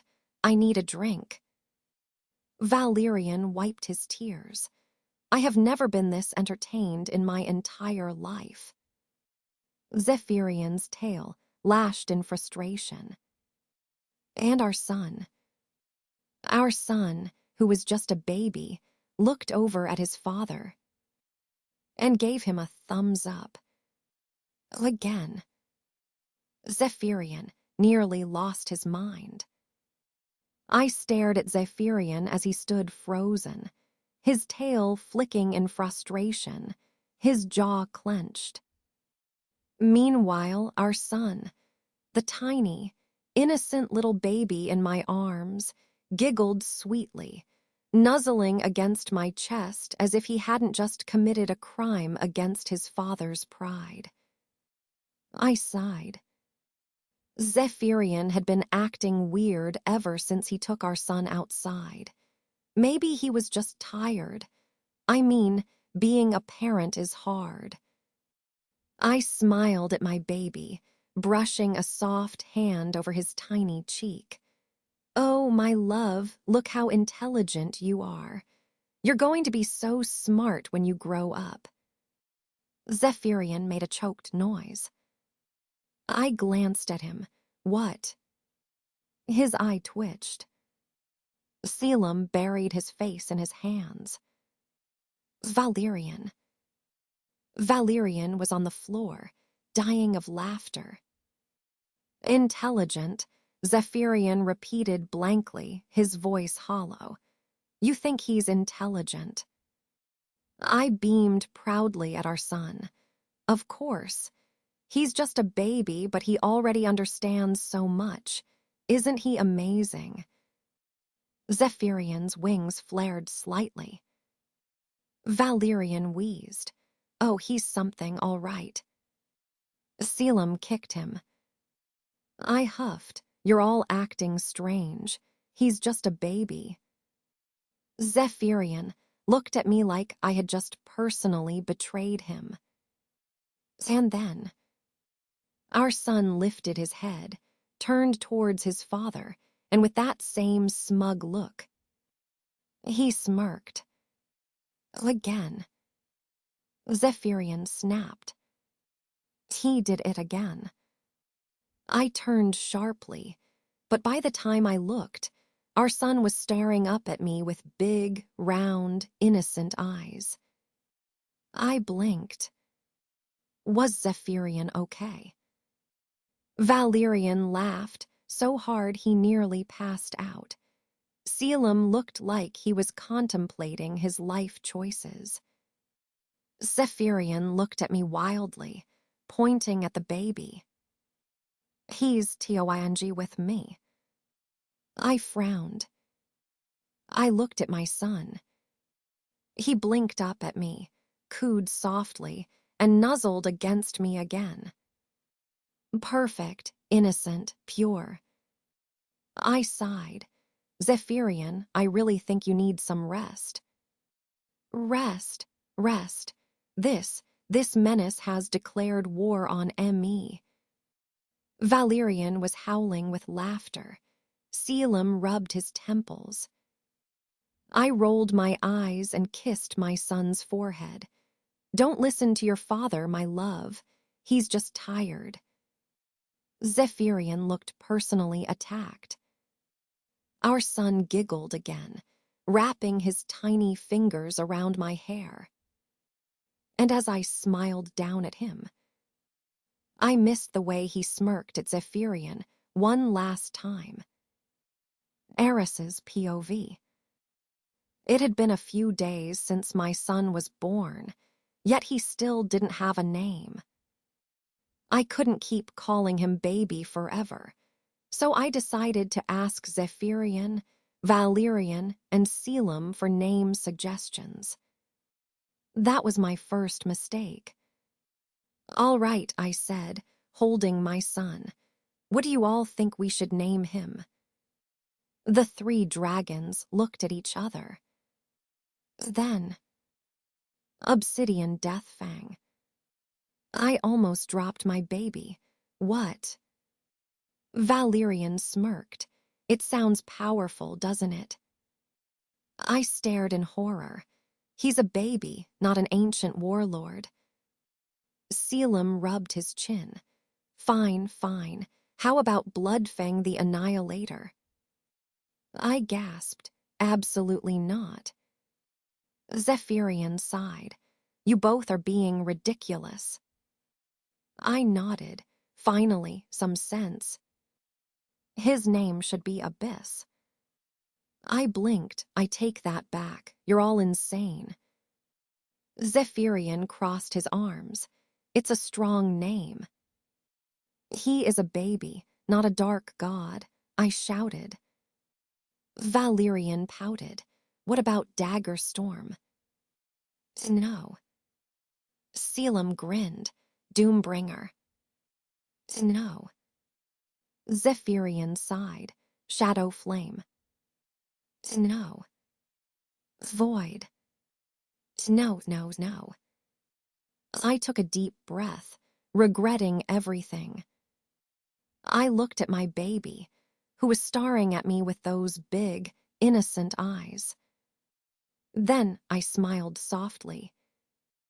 Lorien. A silence. The three dragons froze. Lorien, Zephyrian repeated. I nodded. It means light in the darkness. My son blinked up at me, his tiny hand reaching for my face. And then, for the first time, he smiled. A real, tiny, innocent smile. Zephyrian looked shocked. Selim crossed his arms. HMPH, it's not Doombringer, but it's decent. Valerian pouted. No Inferno Stormblade. I glared. He sighed. Fine, fine, Lorien it is.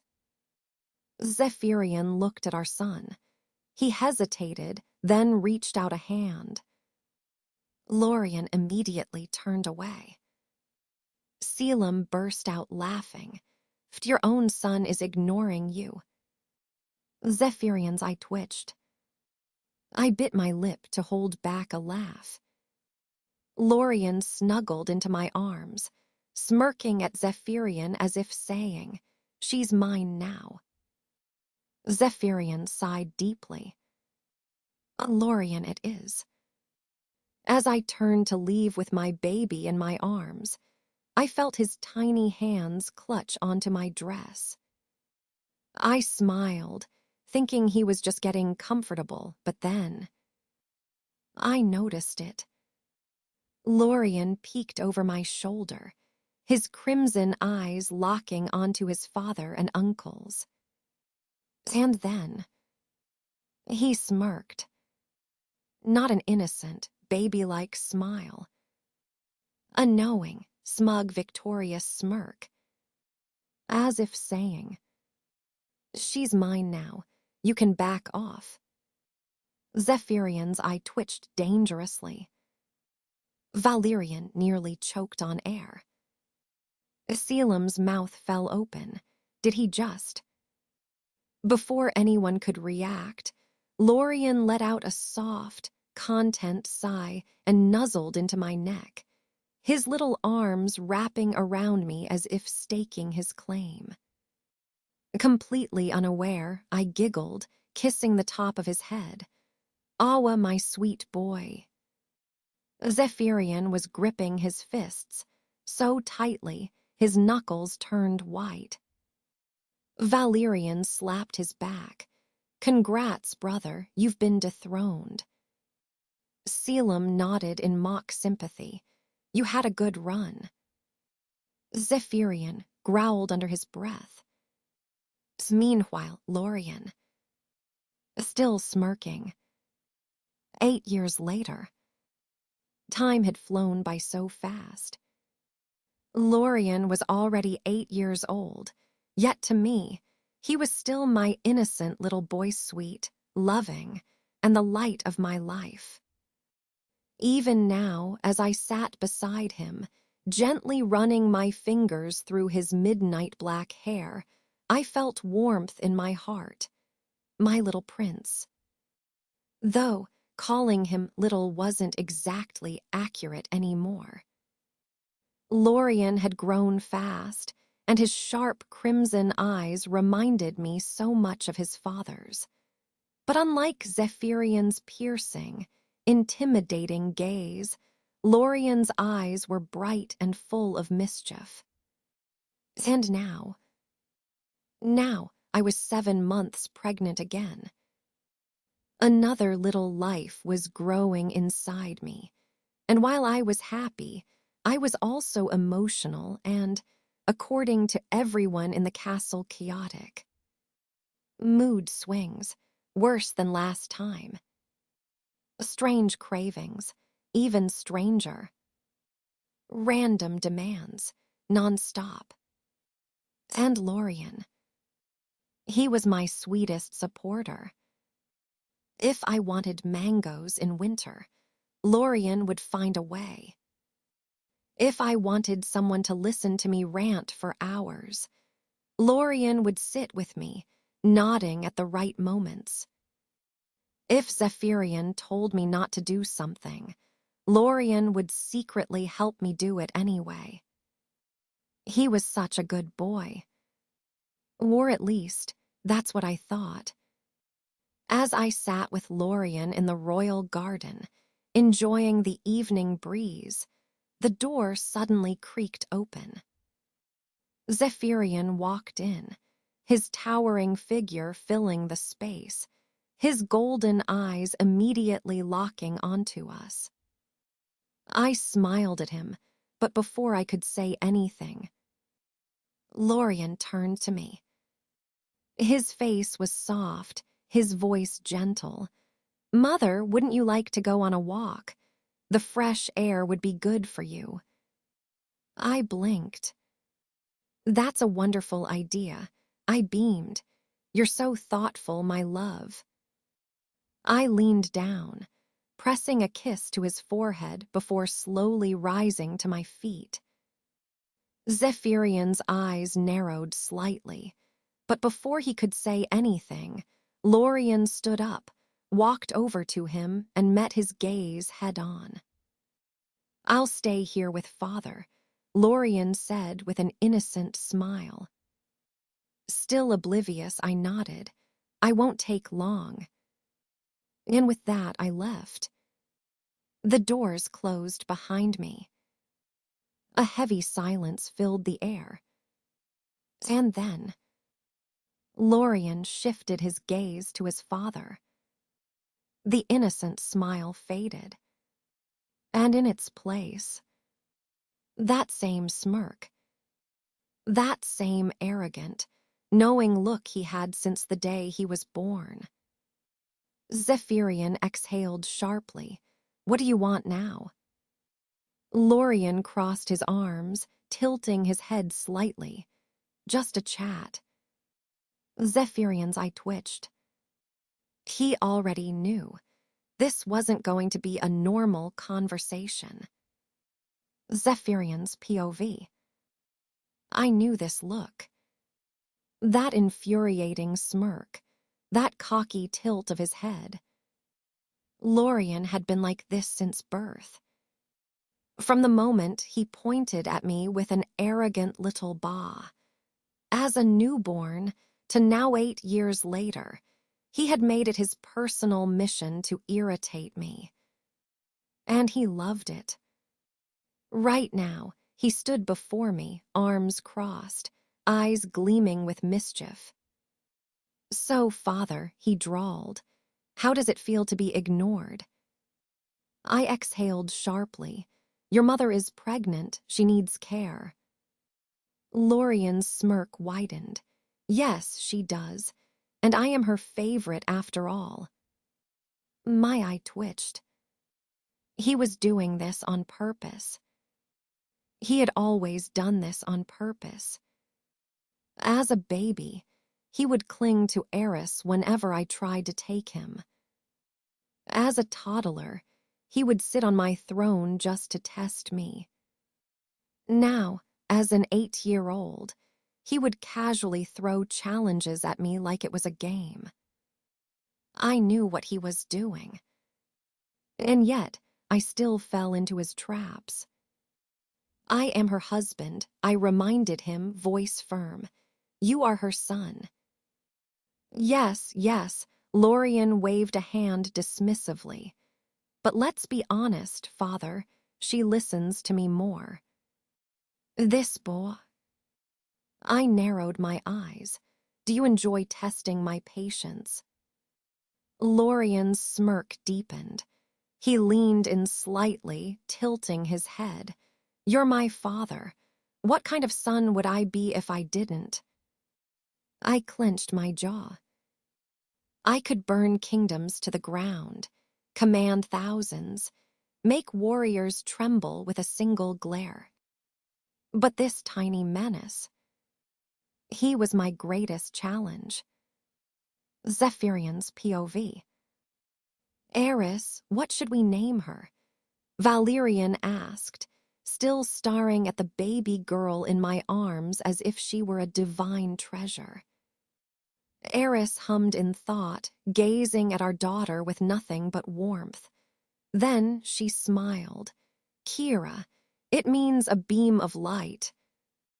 I looked down at my daughter, the tiny girl wrapped in my arms. She truly was a light, radiant, pure, soft, and warm. Unlike her arrogant older brother who had arrived in this world smirking like he already owned it. She's already better than Lorien, I muttered without thinking. Eris gasped, glaring at me. Zephyrian. What? It's the truth, I said, glancing toward the door where Lorien was currently pouting, arms crossed. At 8 years old, my son already had the same smirk, the same arrogance, the same irritating confidence that he had shown since birth. He raised an eyebrow at me, then flicked his hair back dramatically, like some noble prince. I heard that, father. Selim snorted, barely holding back a laugh. Well, he's not wrong, kid. Lorien huffed before striding into the room, stopping in front of Eris. His expression immediately softened as he peered at his little sister. Eris smiled. Lorien, meet Kira. Lorien was silent for a long moment. Then, to my absolute horror, he gently touched her tiny hand and whispered, I shall protect you, my dear sister. For you are now my most precious treasure. Valerian burst out laughing. Oh no, there's 2 of them now. I groaned. What have we done? Eris just giggled as Kira yawned in my arms, completely unaware that she had just been claimed as Lorien's new favorite person. Eris's POV. Watching Zephyrian and Lorien argue had become one of my daily entertainments. But today was special. Because for the first time ever, they weren't fighting over me. They were fighting over Kira. Father, step aside, Lorien said, standing in front of Kira's crib with his arms crossed. You're too intimidating. You'll scare her. Zephyrian's, I twitched. She's my daughter. And she's my sister, Lorien shot back, flipping his long black hair over his shoulder. And as her big brother, it's my duty to protect her. Zephyrian folded his arms. And as her father, it's my duty to protect her. Lorien narrowed his eyes. Zephyrian narrowed his eyes. I held back a laugh as I sat on the bed, watching the two most powerful dragons in the world bicker like children over a baby. Valerian and Selim stood beside me, also enjoying the show. Should we stop them? Selim asked, smirking. Absolutely not, I said, biting into a piece of fruit. This is better than any royal drama. Kira, in the meantime, was completely unbothered, sleeping peacefully in her crib as her father and brother continued their heated debate. I will stand by Kira's side until she grows up, Lorien declared. I will personally make sure no man comes near her. Zephyrian scoffed. She is my daughter. No man would dare come near her. Lorien placed a hand over his heart dramatically. I swear on my name, Lorien Draconis, that I will devote my life to keeping her safe. Zephyrian glared. I was doing that before you even existed. I sighed, shaking my head. Two overprotective dragons. Kira was going to have the most guarded childhood in history. Selim leaned over and whispered, Eris, you should tell them that Kira smiled at me earlier, just to see what happens. I grinned. That's evil. Valerian smirked. Do it. So I did. Actually, I said, stretching lazily, Kira smiled at Selim earlier. The entire room fell silent. Zephyrian and Lorien slowly turned toward Selim, who was already stepping back, hands raised in surrender. I was joking, he said quickly. You, Lorien and Zephyrian both lunged at him. And I, the mother of these adorable lunatics, simply sat back and enjoyed the chaos. 1 year had passed since Kira was born, and if I thought Zephyrian and Lorien were protective before, I was wrong. Their possessiveness had evolved into a full-fledged battle. No man was allowed to even look in Kira's direction. No servant was allowed to hold her unless under strict supervision. And whenever Kira was in the room, both father and brother would be glued to her side. It was both endearing and ridiculous. And now, here we were, having a beautiful picnic in the royal garden. The sun was shining, the breeze was gentle, and the scene was peaceful. Or at least, it should have been. Give her to me, Lorien demanded, arms stretched out. Zephyrian turned away, holding Kira securely in his arms. No. Father, I swear, I haven't held her all morning. It's my turn. Zephyrian smirked. She seems comfortable with me. Lorien clenched his fists. That's not fair. You already get to be her father. Give me something.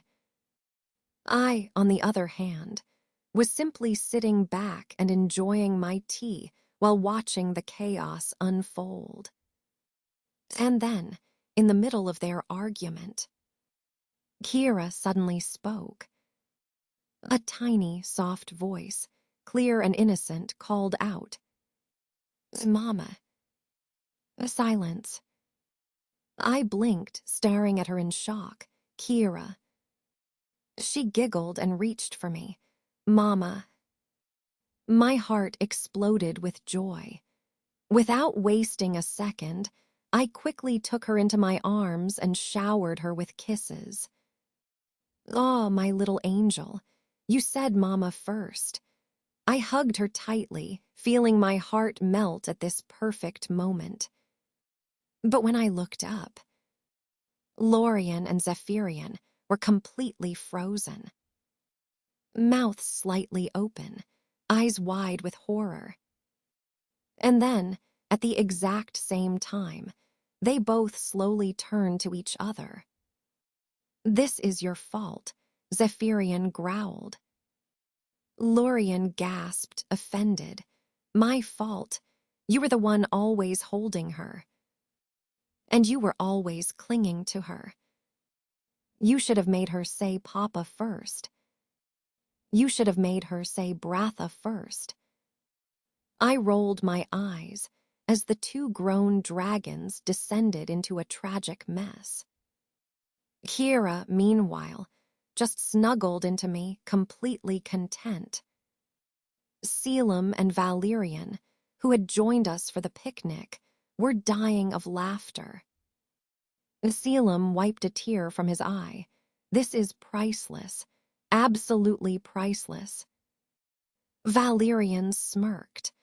"Mark this day in history, the day the almighty Zephyrian and the great Lorien were utterly defeated by a 1-year-old baby girl." I chuckled, rocking Kira gently in my arms. Well, at least someone in this family had their priorities straight. Later that day, Lorien, still sulking from Kira choosing me over him, crossed his arms and huffed. "I don't care. I'm still going to hold her properly," he declared, puffing his chest out. Zephyrian, who had been watching him struggle all day, finally sighed and ran a hand down his face. "You are weak and small," he stated bluntly. Lorien's jaw dropped. "Excuse me." Zephyrian picked Kira up with ease and held her effortlessly in one arm. "If you want to hold her, you need to do it right.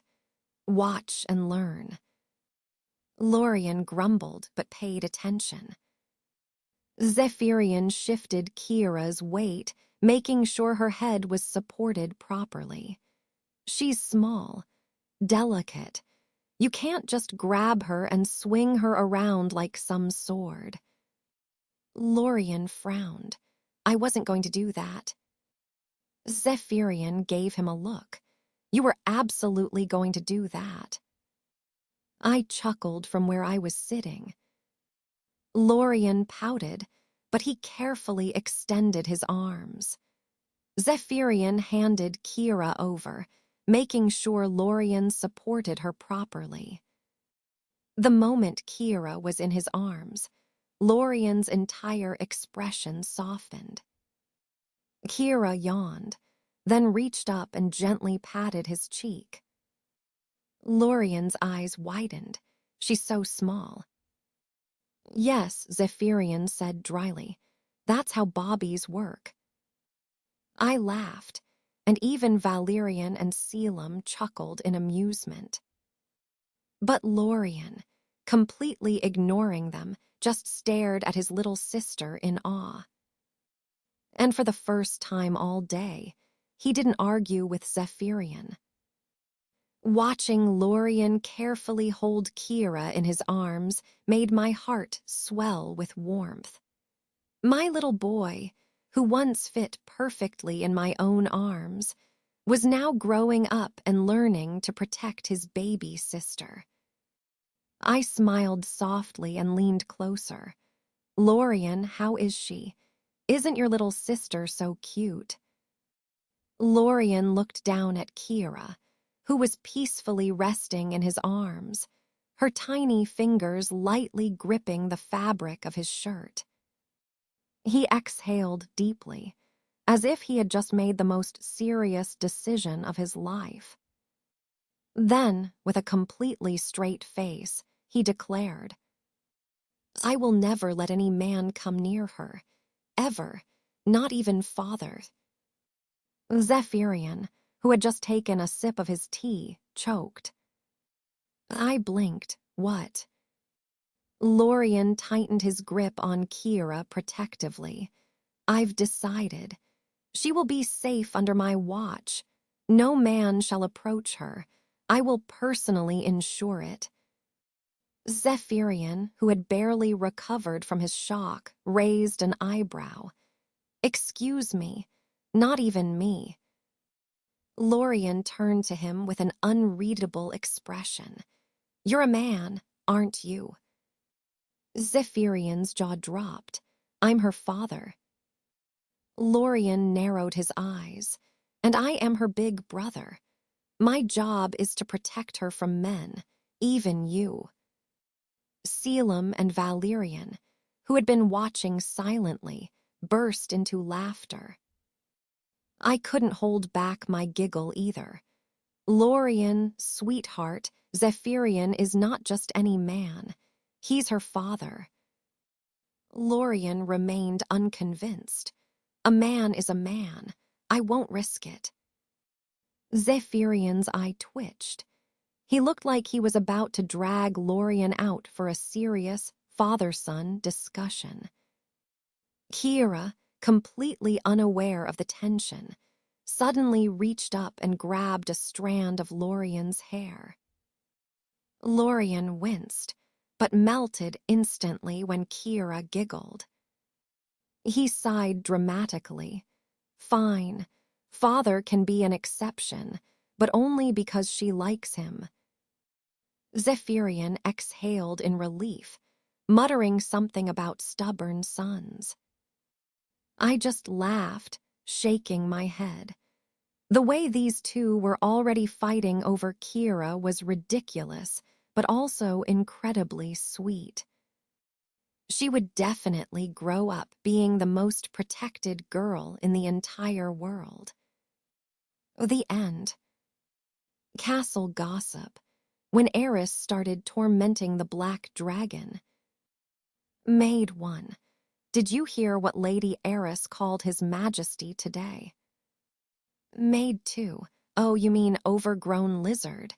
That was last week. Maid 3. No, today she called him. His royal grumpiness in front of the knights. Knight 1. I thought she was done after walking furnace. Knight 2. Nope. Yesterday she called him big angry reptile right to his face. Maid 4, and he didn't even roast her alive. How? Maid 1, not just that. When he glared at her, she patted his arm and said, Awa, is someone cranky because they didn't get their nap? Maid 2, I heard she once told him, if you keep frowning like that, your scales will get wrinkles. Knight 3, the best part. He just stood there, staring at her like he forgot how to breathe.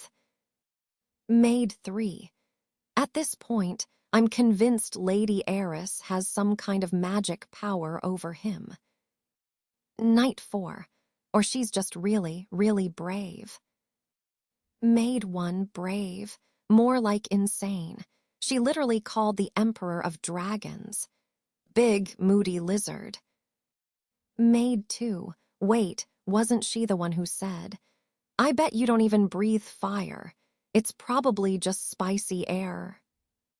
Maid 3, yes. And then she walked away, humming, while His Majesty just stood there looking personally attacked. Knight 1, and the other day she called him Mr. Roasty Toasty when he sneezed fire. Maid 4, I saw her poke his tail with a stick once. A stick. And then she laughed and said, wow, it actually moves. Knight 2, and let's not forget when she casually said, you know, for a dragon, you're not that scary. Maid 1, the man literally conquered kingdoms, and here she is treating him like a grumpy pet lizard. Maid 3, honestly, I think she's his biggest nightmare. Maid 4, or his greatest weakness. Knight 3, either way. This is the best entertainment we've had in years. A night of regret. Zephyrian, Selim, and Valerian drink their sorrows away. The great and mighty Zephyrian, the black dragon, ruler of the world, feared by all, sat in his grand hall drowning his misery in a goblet of the strongest dragonfire wine. Across from him, his two equally powerful dragon brothers, Selim and Valerian, sat in utter silence, mirroring his actions, drinking like their lives depended on it. Selim staring at his goblet. So, let's summarize, not only did you marry a human, not only did you. The great Zephyrian, father a child, but said child, is he inhaled deeply an arrogant brat, who only acts like an innocent little angel in front of his mother. Zephyrian groaned, rubbing his temples. Yes. Valerian, blinking slowly. A newborn, a child who was just born 5 minutes ago, has already smirked at you like he owns the entire kingdom. Zephyrian chugged his wine. Selim, staring at him in disbelief, he pointed at you and said, "Bah," like some kind of insult. Zephyrian slammed the goblet on the table. Yes. A long silence. Then Valerian burst out laughing. Selim, holding back his laughter.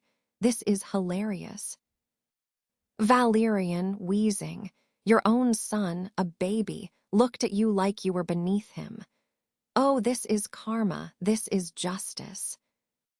Zephyrian, gritting his teeth. I should have let him cry. Selim, smirking. Oh, no, no, no. That would have been a mistake. Because the moment Eris saw you holding him, he became all sweet and innocent. Valerian, grinning. She even thought he smiled at you three, didn't she? Zephyrian, dead inside. Yes. Selim shook his head. You realize what this means, right? Zephyrian glared at him. What? Selim leaned forward, grinning like a madman. You lost, to a baby. Valerian smirked. Your own baby. Zephyrian grabbed the wine bottle and drank straight from it. Selim and Valerian exchanged glances before raising their goblets. Selim, to the real ruler of the Black Dragon's castle. Valerian, to our mighty nephew, Lord Lorien, the arrogant prince. Zephyrian growled, but he didn't argue. Instead, he just drank more. Overprotective dragons, the struggles of a pregnant heiress. Eris had always known that Zephyrian was protective. He was a dragon, after all. But nothing could have prepared her for the absolute madness that followed once he found out she was pregnant again. And if that wasn't enough, Lorien, their firstborn, had inherited his father's overprotectiveness, multiplied by 10. Scene 1, The Forbidden Steps. Eris sighed, rubbing her 7-month belly as she stood at the top of the castle stairs. She was just about to descend when... Mother, no. Before she could even take a step, Lorien appeared out of nowhere, leaping in front of her with his arms spread wide. Lorien, 8 years old, dramatic as always. Mother, you must. Stairs are a deadly enemy to pregnant women. Eris blinking. Lorien, it's just stairs. Lorien, serious. No, no mother of mine shall touch the cursed steps of death. Before she could protest, Zephyrian appeared behind her. Zephyrian, crossing his arms. Lorien is right, you will not take the stairs. Eris, exasperated. Then how am I supposed to go down? Zephyrian's golden eyes glowed with determination. Zephyrian, I will carry you. And just like that, He picked her up effortlessly and carried her down the stairs like some fragile glass sculpture.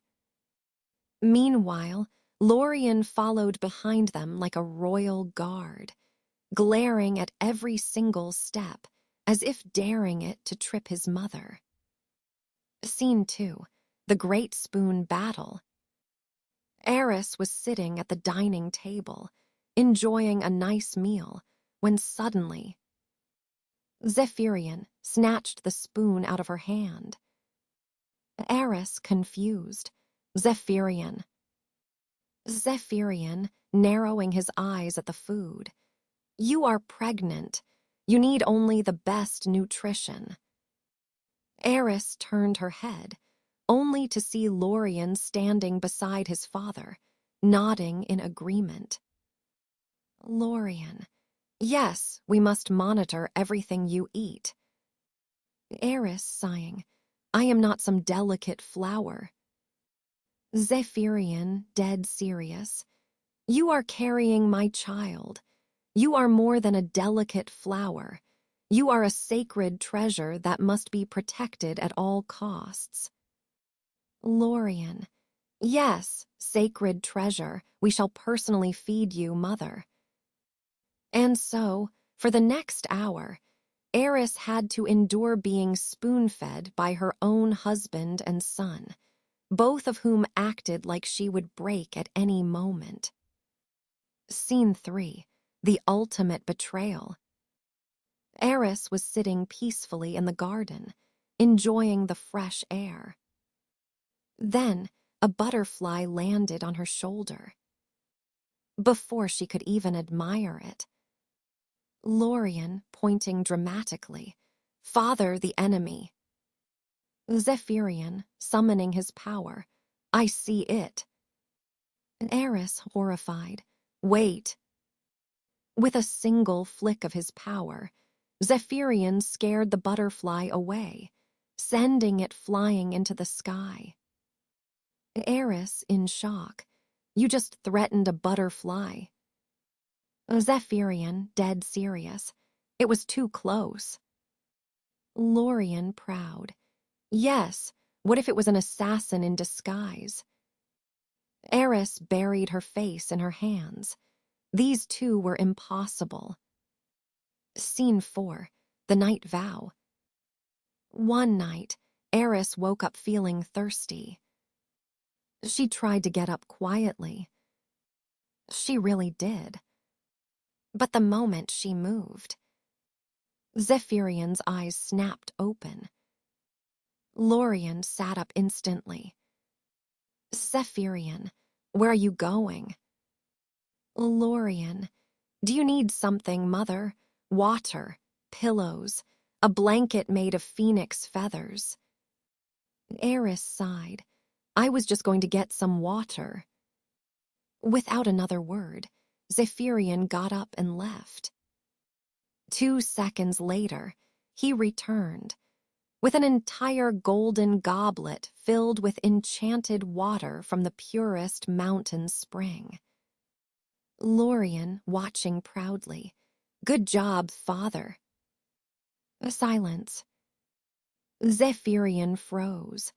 He was still processing what had just happened. Selim and Valerian, who had randomly appeared in the doorway to watch the drama, looked like they had just witnessed history being made. Zephyrian slowly turned his gaze to his son, pure disbelief on his face. Did you just praise me? Lorien smirked. Don't get used to it. And with that, he turned over and went back to sleep, leaving his father completely stunned. That night, Zephyrian stayed awake, staring at the ceiling. His son was proud of him. For the first time ever. And now, he had no idea how to process it. Eris, Kira, and 2 jealous dragons. Eris sat comfortably on the plush couch, cradling baby Kira in her arms. The little princess had just woken up from a nap, her tiny hands curling around Eris's fingers as she let out a small yawn. Eris, smiling softly, "My sweet girl, you're so adorable." She gently kissed Kira's forehead, holding her close while humming a soft lullaby. The entire scene was peaceful, heartwarming, and absolutely unbearable for the two dragons watching. Standing a few feet away, Zephyrian and Lorien stood side by side, arms crossed, expressions unreadable. Except it was very readable. They were jealous and protective. Kira was their little princess, their treasure, and yet Eris was hogging her. Lorien's thoughts. How come Mother gets to hold her all the time? I'm her big brother. I should be holding her. Zephyrian's thoughts. Why does she get to cuddle Kira for so long? What about me? I am her father. Where is my turn? The two dragons glanced at each other, and for the first time in their lives, they silently agreed on something. Step 1, get Kira away from Eris. Step 2, hold her before the other one can. Lorien made the first move. He casually walked up to Eris, putting on his most innocent expression. Lorien, sweetly, "Mother, don't you think Kira should experience the strong and protective arms of her big brother?" Eris blinked. What? Before she could respond, Zephyrian stepped in. Zephyrian, clearing his throat. Actually, she should be in the arms of her father, who has far more experience in protecting his children. Lorien shot him a glare. "Excuse me, I am her brother. I was protecting her before she was even born." Zephyrian, smugly. "And who was protecting her mother before she was born?" Lorien. Eris raised an eyebrow. "So what you're saying is..." Both dragons at the same time. "Give us the baby." A silence. Eris looked down at Kira, who was blinking up at her with innocent, sparkling eyes. Unlike her brother, Kira was genuinely sweet. Eris sighed dramatically, then hugged Kira closer, smirking. Eris, nope. Zephyrian and Lorien's eyes widened in horror. Eris cuddled Kira even tighter. "My baby girl is staying with me. You two can fight over who gets to hold her next." The dragons exchanged a look of absolute betrayal. Lorien whispering, "She's evil." Zephyrian nodding solemnly, "I see where Kira gets it from." And so, father and son stood there, watching helplessly as Eris showered Kira with all the cuddles and affection they wanted for themselves. The day a boy dared to approach Kira. Kira, now a bubbly 3-year-old, was happily playing in the royal garden. The soft breeze rustled her silky black hair as she twirled around, giggling, her tiny hands grabbing at the butterflies that fluttered past her. Nearby, Zephyrian and Lorien stood like statues, watching her every move. Lorien, arms crossed. "Father, what if an enemy tries to kidnap her?" Zephyrian, dead serious. "Then we burn the kingdom to the ground." Lorien nodded in agreement. And then it happened. A young noble boy, around 5 years old, cautiously approached Kira. He had light brown hair and a bouquet of freshly picked flowers in his tiny hands. His small face turned pink as he nervously shuffled forward. Little boy, Princess Kira, these are for you. Kira blinked, tilting her head curiously. For me. Before she could even think of taking them. Boom. Two shadows loomed over the boy. Zephyrian and Lorien appeared in an instant, blocking the poor kid's view of Kira like two towering walls of doom. Zephyrian darkly, "And who are you?" The boy's eyes widened in terror. Lorien, cracking his knuckles, "You dare approach my little sister." The poor noble boy trembled, clutching his flowers as if they could save him.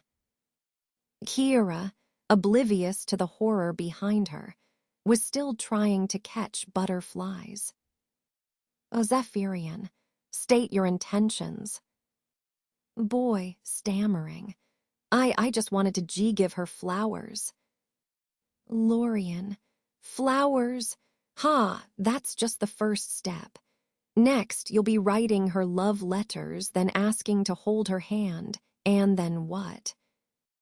Zephyrian, nodding, "Exactly, this is how it starts." The boy burst into tears on the spot. He threw the flowers on the ground and ran away screaming. Zephyrian and Lorien smirked in satisfaction. Mission, protect Kira. Successful. But their victory was short-lived. Zephyrion, The garden froze. Eris stood a few feet away, arms crossed, a dark aura surrounding her. Both dragons instinctively stepped back. Zephyrian thinking, "Oh no." Lorien thinking, abort mission, abort mission." Eris marching up to them. "Did you just make a 5-year-old cry?" Zephyrian and Lorien in sync. "No." Eris glared. Zephyrian and Lorien gulped. A lecture of doom. Eris cracked her knuckles. Zephyrian and Lorien instinctively took a step back. Eris deadly calm. "So let me get this straight, you two made a little boy cry because he gave Kira some flowers." Zephyrian, "It's called protecting our daughter." Lorien, "Yeah, mother, what if he was planning something?" Eris narrowing her eyes. Planning what? A tea party, a game of tag. Before they could respond. Smack. Eris delivered a swift smack to Zephyrian's arm. Zephyrian, "Ha." Smack. She turned to Lorien and bonked him on the head. Lorien, "Ow, mother, I'm your son." Eris glaring. Then ACT like one and not a thug. Lorien pouted and rubbed his head. Zephyrian grumbling, "I was just keeping the pests away." Whack. Eris slapped his shoulder again. Zephyrian, "HFF woman, stop hitting me." Eris, hands on her hips, "I will stop hitting you when you stop being an idiot." Lorien snickered. Eris immediately turned and hit him again. Lorien, "Why me again?" Eris exhaled dramatically. Eris, "Listen here, you two overgrown bobbies. Kira is going to grow up. One day, she's going to have friends and maybe even a husband." Zephyrian and Lorien, "Over my dead body." Eris pinched the bridge of her nose. Eris, muttering, "I married an idiot and gave birth to another." Meanwhile, in the background, Kira was still playing peacefully, humming to herself, completely unaware of the absolute chaos happening behind her.